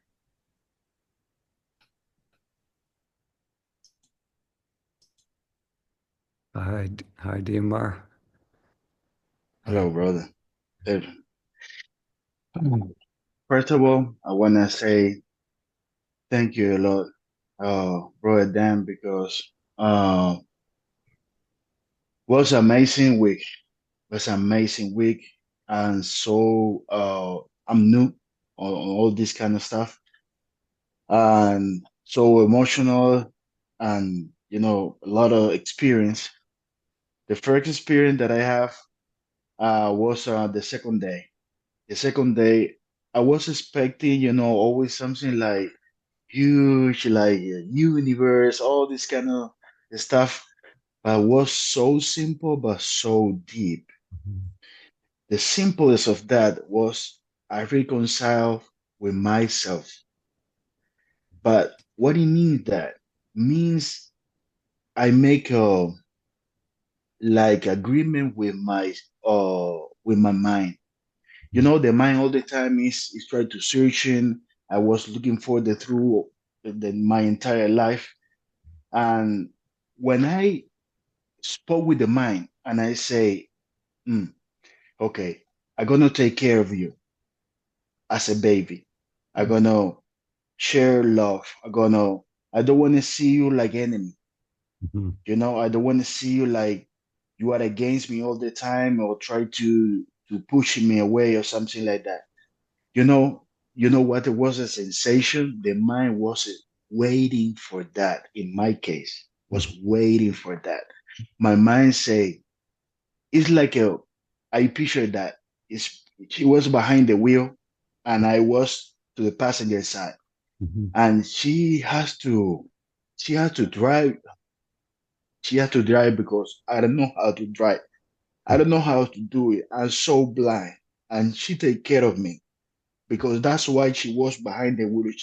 She explained to me, I'm not your enemy. I'm here for you. I'm your tool. I'm here for help you. But I can't put you here because you want to be killed because you are not in the right spot right now. Your consciousness is not in the moment. But now that you allow me to have a rest, come to the wheel and I will go to take a rest. I won't bother you. I won't tell you anything. Just I'm gonna trust you. You will be behind the wheel. Brother, when I made this agreement and I take care of and I say I love you, my beautiful mind, for all this kind of stuff are you doing for me because I was so blind. I was thinking you was against me. Was it my open heart, bro? It's open heart, open heart, open heart. And since that moment is I realized everything in my life was a gift. Well, it's no more doubt. It's no more like looking for something, searching something. My partners in the diet, they know. Always I say, tell me who you are. I'm nobody. My mom always is calm. No searching or like before, like desperate, creating anxious stuff. And that's what the second day. The fifth day, after that, I feel so calm. I feel some energy here. It's like a sense of peace, ease, no more worries, something like that. And the mind is like staying calm and no desperate doing something that is against me. It's like a super good agreement. And the fifth day, I was in the meditation in the morning and I close my eyes and I say, I would like to experiment the Shakti dimension. You know, just for say something. When I say that, I start to feeling my body, you know, I don't feel my body. And I was in this room, everything they turn super dark, super black, but no fear. Because you know, because the child, the parent they say, oh, we're gonna put you in the dark room, all this kind of stuff, woo woo woo, you know. But and this darkness was super clear. I couldn't listen anything. And I hear a voice telling me, you want to jump in the advice? Are you sure? And I say, why not? There's no fear. Let's go. Awesome. And then, brother, everything turned in some lovely way. And I feel some vibration. My jaw is matching with some vibration was in the atmosphere. And after that, I separate from the like when you watching the movie. I was sitting, I separate from there, and I see my body was like for this side, for the right side was like a disappearing, flying away, and I see how some force they pull, like they say that goes, like, let's say it goes. You know, I'm sorry to say it's not the right way, the right word. They pulling me my energy by some lovely way, no something like heavy or bad. It was, and I was sleeping like that inside. When they pulling me like that, it was like a transparent, form. And I was sleeping like a baby from my body. And they stopped there. They said, no, no, we're gonna put you back again. And they put me back and everything was back to the normal, let's say. And this was amazing. From that day, my breath parent, they change. Mm. After that, we got the video for the guy, the teacher, so the breath work, Yeah. and change again Ah. because oh my goodness, was two changes. Mhm. Was that change? I forget how my old pattern Mhm. as I breathe, forget. I couldn't breathe like before. And when he is teaching the breathing and stuff, I changed too. Mm. And I couldn't remember the breathing before. Oh my goodness, there's a lot of change in Wow. this week. Incredible. And Yeah. Yeah. Wow. uh Your energy and your experience, like when I first met you, so different now. It's beautiful to see the transformation. And if this is your first retreat, I can't imagine yes, what your path is going to be in 2 years. It's incredible. It's yeah. brother, Wow. it's a Thank lot of stuff. yeah. There is a strong reason behind that. I got my daughter. My daughter, I'm trying to heal her, help her, and I have to prepare because she got a autism.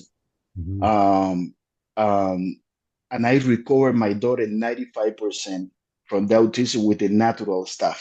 Mm. Just I got 5% I have to rid of. I'm fighting, I'm doing whatever I have to do because was my responsibility to put the vaccination.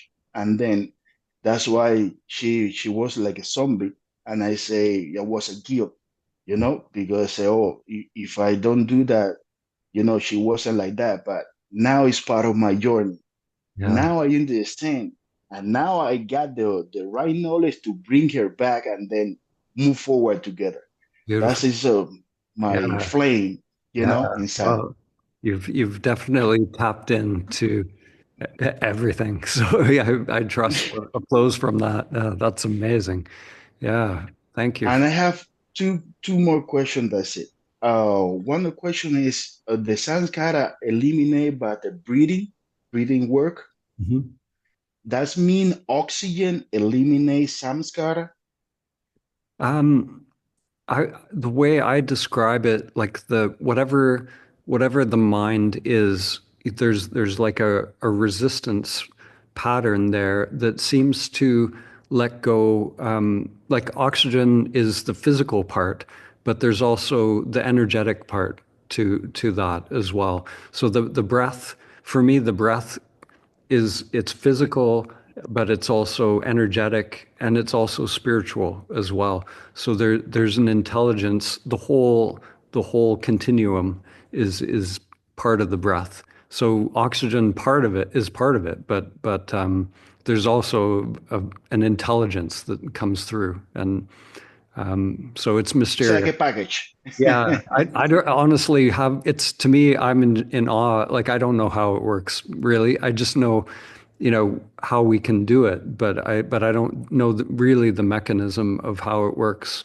And I could talk about ideas for hours, but because I've explored a lot of it, but I really don't know. The more I explore, the more it's a mystery. So yeah. Oh, okay. Well, thank you so Yeah. much, Brother Dan. Thank you so much for everybody here. I'm super happy with share with you. You has been my inspire, and I would like to say thank you to all my partners in the diets. Mm. Thank you. So Thank you. beautiful. Thank you.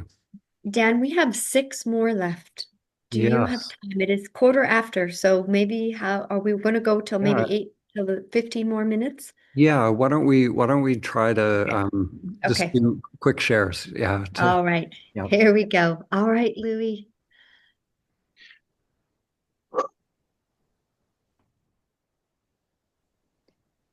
So, Are you, Louis? yeah, I'm just trying to see if I can hide myself. If not, that's okay. Yeah, no, the energy has changed so much since all the sharing.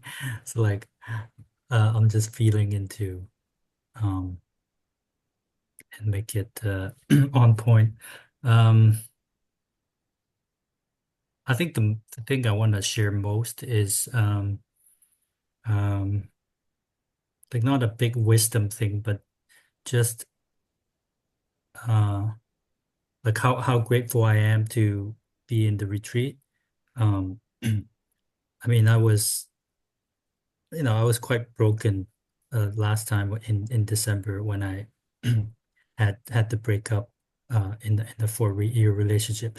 I think it was the first time I dealt with loss, like having someone and then not having someone, like having someone suddenly disappear, and I couldn't figure out this this feeling of like separation, this like suddenly lost, like something real that was gone.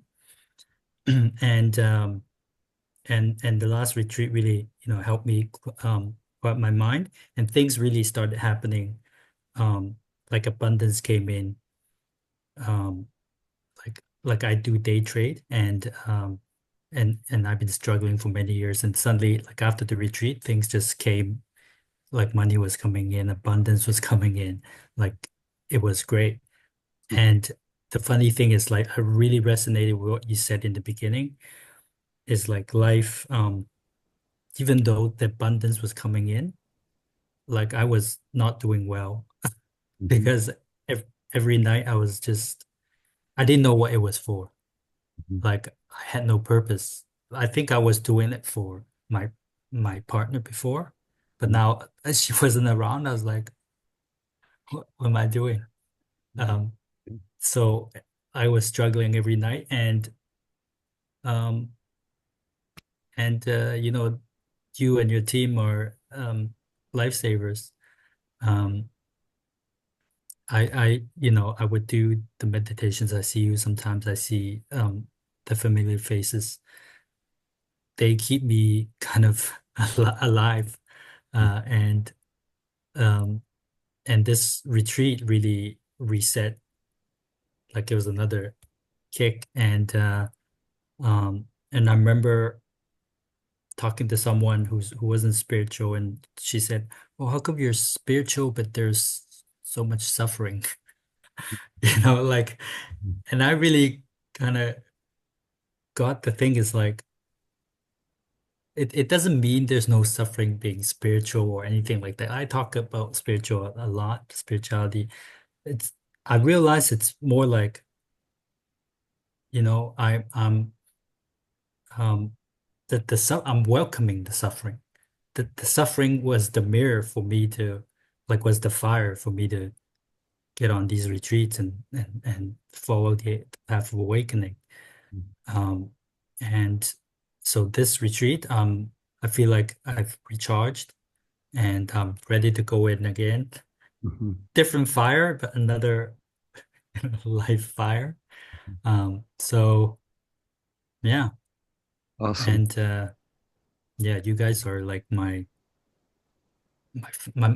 spiritual family. That's what I want to say. Beautiful. Thank Yeah, you. thank you. Thank you. Yeah. Thank you. Zoo.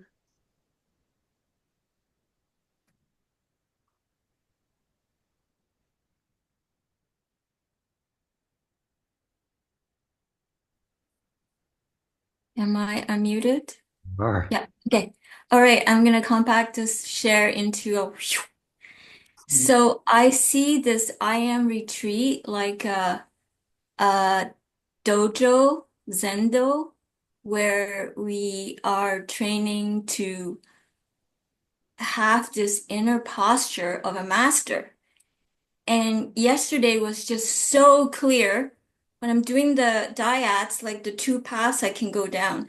One is just to remain in the open mystery. And with the presence of the partner who's very present and neutral, it just keeps on opening up, and it's like the whole field is becomes so electrified and energized and multidimensional. It's like the dyad is like a dimensional traveling machine. And yeah, they say we're ascending. It's like, well, the dimensions are available when we drop the filters.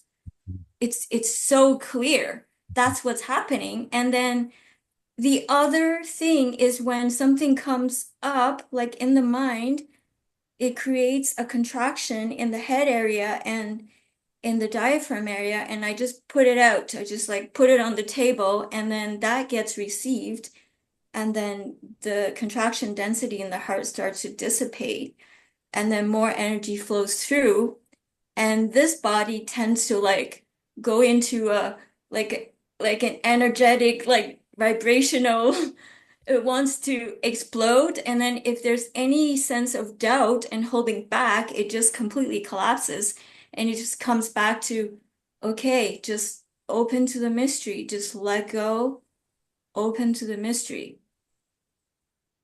And then in that space, the energy and the wisdom and the inspiration and the aliveness and everything is pouring through. It's like, whoa, who's speaking here? It's just so enlivening to witness. It's like the witness and me are watching a movie together, and I'm not involved. The more I'm not involved, the more the movie unfolds. And that is the inner posture of the master. And it is available to every single human being. Aho, thank you. Thank you. Wow. Aho. Aho. That's awesome. Thanks, Sue. Dhruv. And sorry if I said that wrong. You said it right. Hello, Dan. Hello, everyone. First of all, thank you for this wonderful retreat. It was a beautiful experience. And I had been practicing meditation from past 1 to 2 years, not consistently every day, but I tried to make it a part of my life. And it was during this retreat where I sat for longer sessions. Earlier, I used to struggle to sit with myself even for like 20 minutes. 20 to 30 minutes was the maximum. But then my body becomes restless and my mind always keeps wondering like, when is the time over? And once I'm done with the meditation, I'd be like, okay, I did my part, and then I get along with what's happening in my life. But during this retreat, I don't know, I just randomly signed up. I don't even remember. All I know is that I watched the Awakened World videos on YouTube. So I'm just trying to sum up everything that's going on in my mind as soon as I can. So there are many questions which arose during this retreat, and I did have glimpses of awakening, but I'm not sure if they are actual glimpses, because they are in the memory now, so the mind is thinking about it. So I'm not sure if they were just a trick of my mind or if that was actually something. So the one thing is that how do I know where I stand in this spiritual journey or meditation journey, so that I keep myself in this throughout my life and not get distracted from other things, like friends, family, and other things which will eventually happen in life. So because after watching all the videos and reading all the concepts and ideas, something inside me really wants to, be awakened and to know what it is all about. But then on the other side, the mind always comes into picture and convinces that you're still young, you need to enjoy your life, why are you bothered about all this? And sometimes when I try to meditate, it just keeps telling myself that postponing it, like, let's do it tomorrow, let's do it some other time, let's think about it later, you have other things to think about, to worry about, to get a job and friends. So from your experience, I would like to know, like, if you have faced similar challenges where your mind always tricks you. So how do you master it? Yeah. Well, I think, the mind wants, like your question was, the question is wanting to know, so the answer that I've realized is this paradox that, we've explored in so many ways, but, if we can allow that mind to be a not knowing mind, not looking for the answer. So when when we're in life, not distinguishing between, the spiritual world and friends and family, it's all spirit, it's all the I am, it's all expressing. And if we drop that, that need to know in the mind, that and truly allow that mind to be a don't know mind, as Zu was saying, like that, like that takes us into the mystery. It takes us into this multidimensional way of being in the world, and so, so in my life, like I truly don't know anything. And I thought I knew, like back when I started making films, I thought I knew all kinds of things, and I made films about what I knew. And the deep further I go on the path, the more I really realize, it's that not knowing takes me into the mystery to experience it directly, but will the limited filter will never know. Yeah. So, even during yesterday's meditation, the breath work with Chad, I enjoyed the meditation, and I feel that during the process of meditation, I'm stuck in this loop where I try to focus on my breath and then try not to get carried away by my thoughts, but my thoughts just keep jumping from one thought to another thought before I realize. Once I realize, I come back again and be in the present, but I feel some kind of vibrations, and my mind always try to label it or trying to relate it with some kind of concept or some reading which I've done, like the awakening, and as soon as my mind comes into picture, it's like the whole machine goes off of that vibration and I'm back to where I started. Yeah. So it's that I'm stuck in that loop. So how do I get out of that loop? And I know that I shouldn't be trying to get out of that loop, Yeah. but I don't know.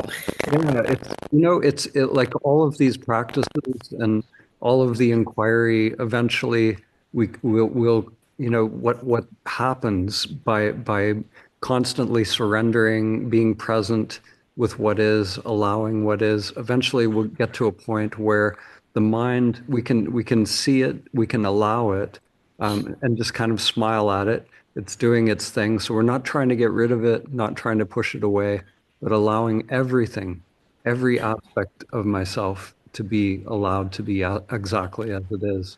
And it takes, it's a practice, this really is a practice. So the fruit of that practice, it's true, you are young, it's awesome that you're doing this so young. And there's an embodiment and a rewiring process that happens, and that part takes time. So the non-dual experience, the interface with the world, it grows, it evolves, and so I would say just keep doing what you're doing. Keep going.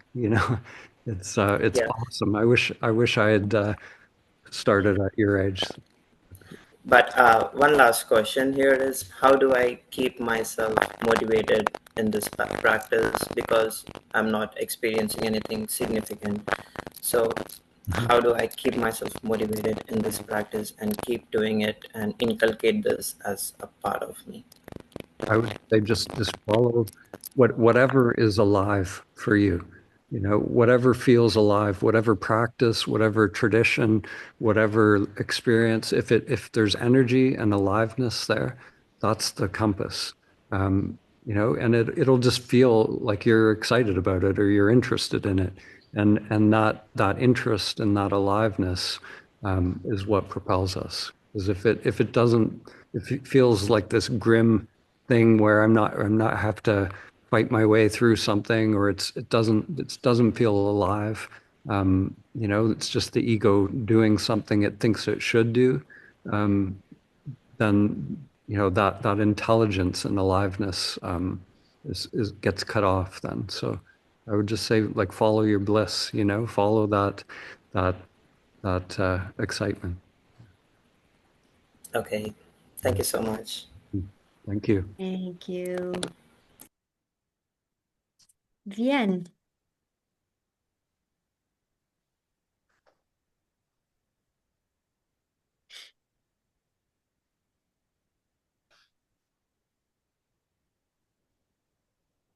Hi, Vienne. Thanks, Ben. Thanks so much for you and the team put this amazing work together. I just have a very quick share.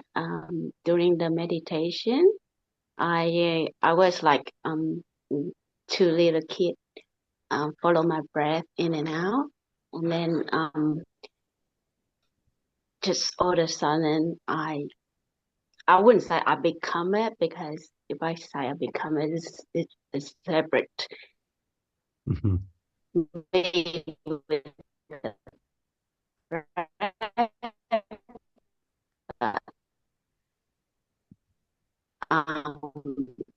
I am the breath. So and I just see the flow of the energy, very joyful and a lot of love in me. So yeah, that's what happened during the meditation. Just taking this, have to thank the universe to somehow lead me to here. I just end up just somehow on my phone have the suggestion of your film, one of your film, Awakening Mind or something, and then I thought, that's what I have been learning and I've been practicing. Oh, it's interesting, and then that led me here. It's only a month or two. And I think I'm the last one who do the register because the time zone. But yeah, being here is so blessed, so grateful to have to be able to witness all the other direct experience. And from it's just I've just feel so much love, joy, and support from everyone here. So I don't care what you think, but you are all my brother. It's my spiritual brother and sister. And thank you for your presence and for crossing my life. I hope one day we can meet in person. If not, then we can cross paths again. Thank you. Thanks so much. Thank you so much. Beautiful. Thank you, Vienne, my little dyad room partner.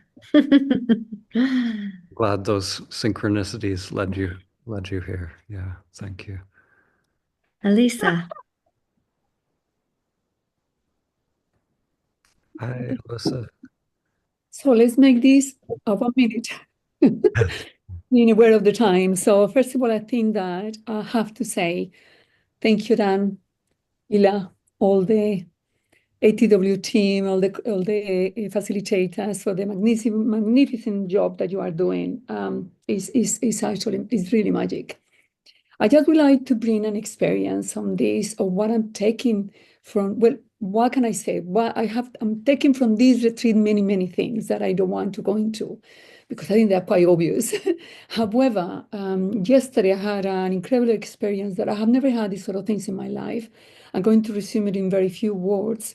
And is that, we know that yes, what is our true nature, our essence, but the thing is to experience that. And then as well, when we sit to meditate and we are witness of what we are doing and what we really are, is one thing. And another thing is have a direct experience, a real and vivid experience of that. And yesterday, for the first time on my path, I actually experienced that. I could actually observe. I dissected this Elisa character in the body, in the mind, in the intellect. And I could observe and I could see the conflict that it was going on in here. And I could actually sort of think, and as well, there was a point in which I felt sorry for this body, how limited it was, how humble is not the word perhaps, but how insignificant perhaps it was compared to this other incredible energy, so strong. And it creates so much conflict between this side and this other side. And it made me cry, but it was not tears of sadness. It was tears of being incapable to understand what was going on to my body, what's going on here with all this entity, with all this character. So it was an incredible experience I have never had. Thank you so much for the help that I had when you came to talk to me. But that's what I wanted to say and to share in a very, very few moments how wonderful for me was to be able to see, to experience in direct way the suffering of these characters and how the mind could actually make something so real that is not real. So it was amazing. Thank you. Beautiful. Thank you. Thank you for that. Yeah. Oh, thank you. Doris. Hi, Doris. Mhm.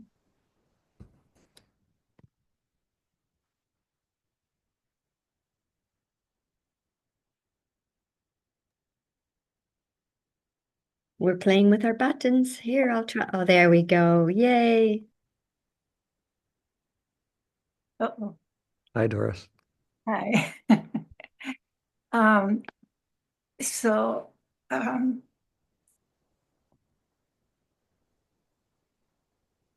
had a question again about trying and not trying.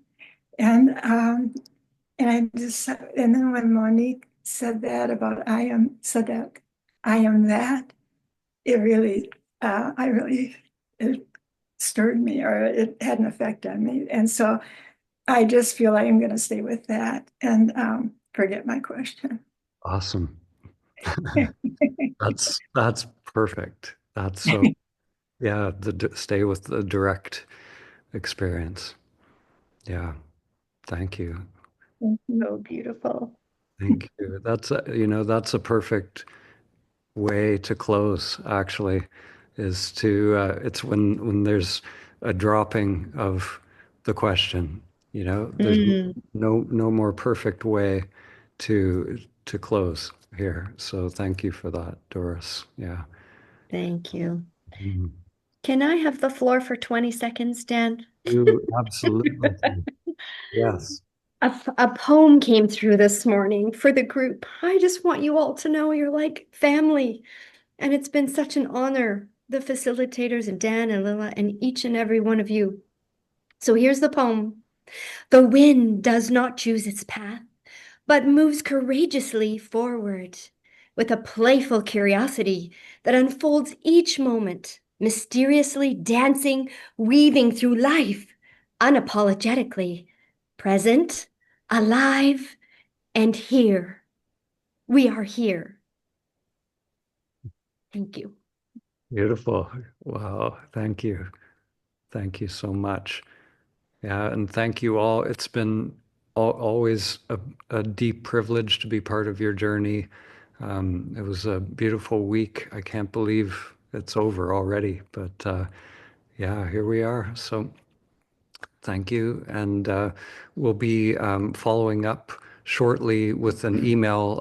So if you want to try out the I Am app, the link to it is on the it's at the very bottom of the schedule page, and I'll be sending out an email very shortly here, just with a little thing to fill out, just your experience with the app. It'll be extremely valuable. So if you wish, we'll see you at, you'll just appear on there and hook up with a partner at 7 o'clock. There's a little onboarding process. So maybe check out the app a little bit earlier to go through. There's like a little some videos and a little quiz to make sure you're prepared. I know you guys are all prepared, but that's how we get people into the app. So if you can just test that part out, it would be super awesome. And yeah, thanks again.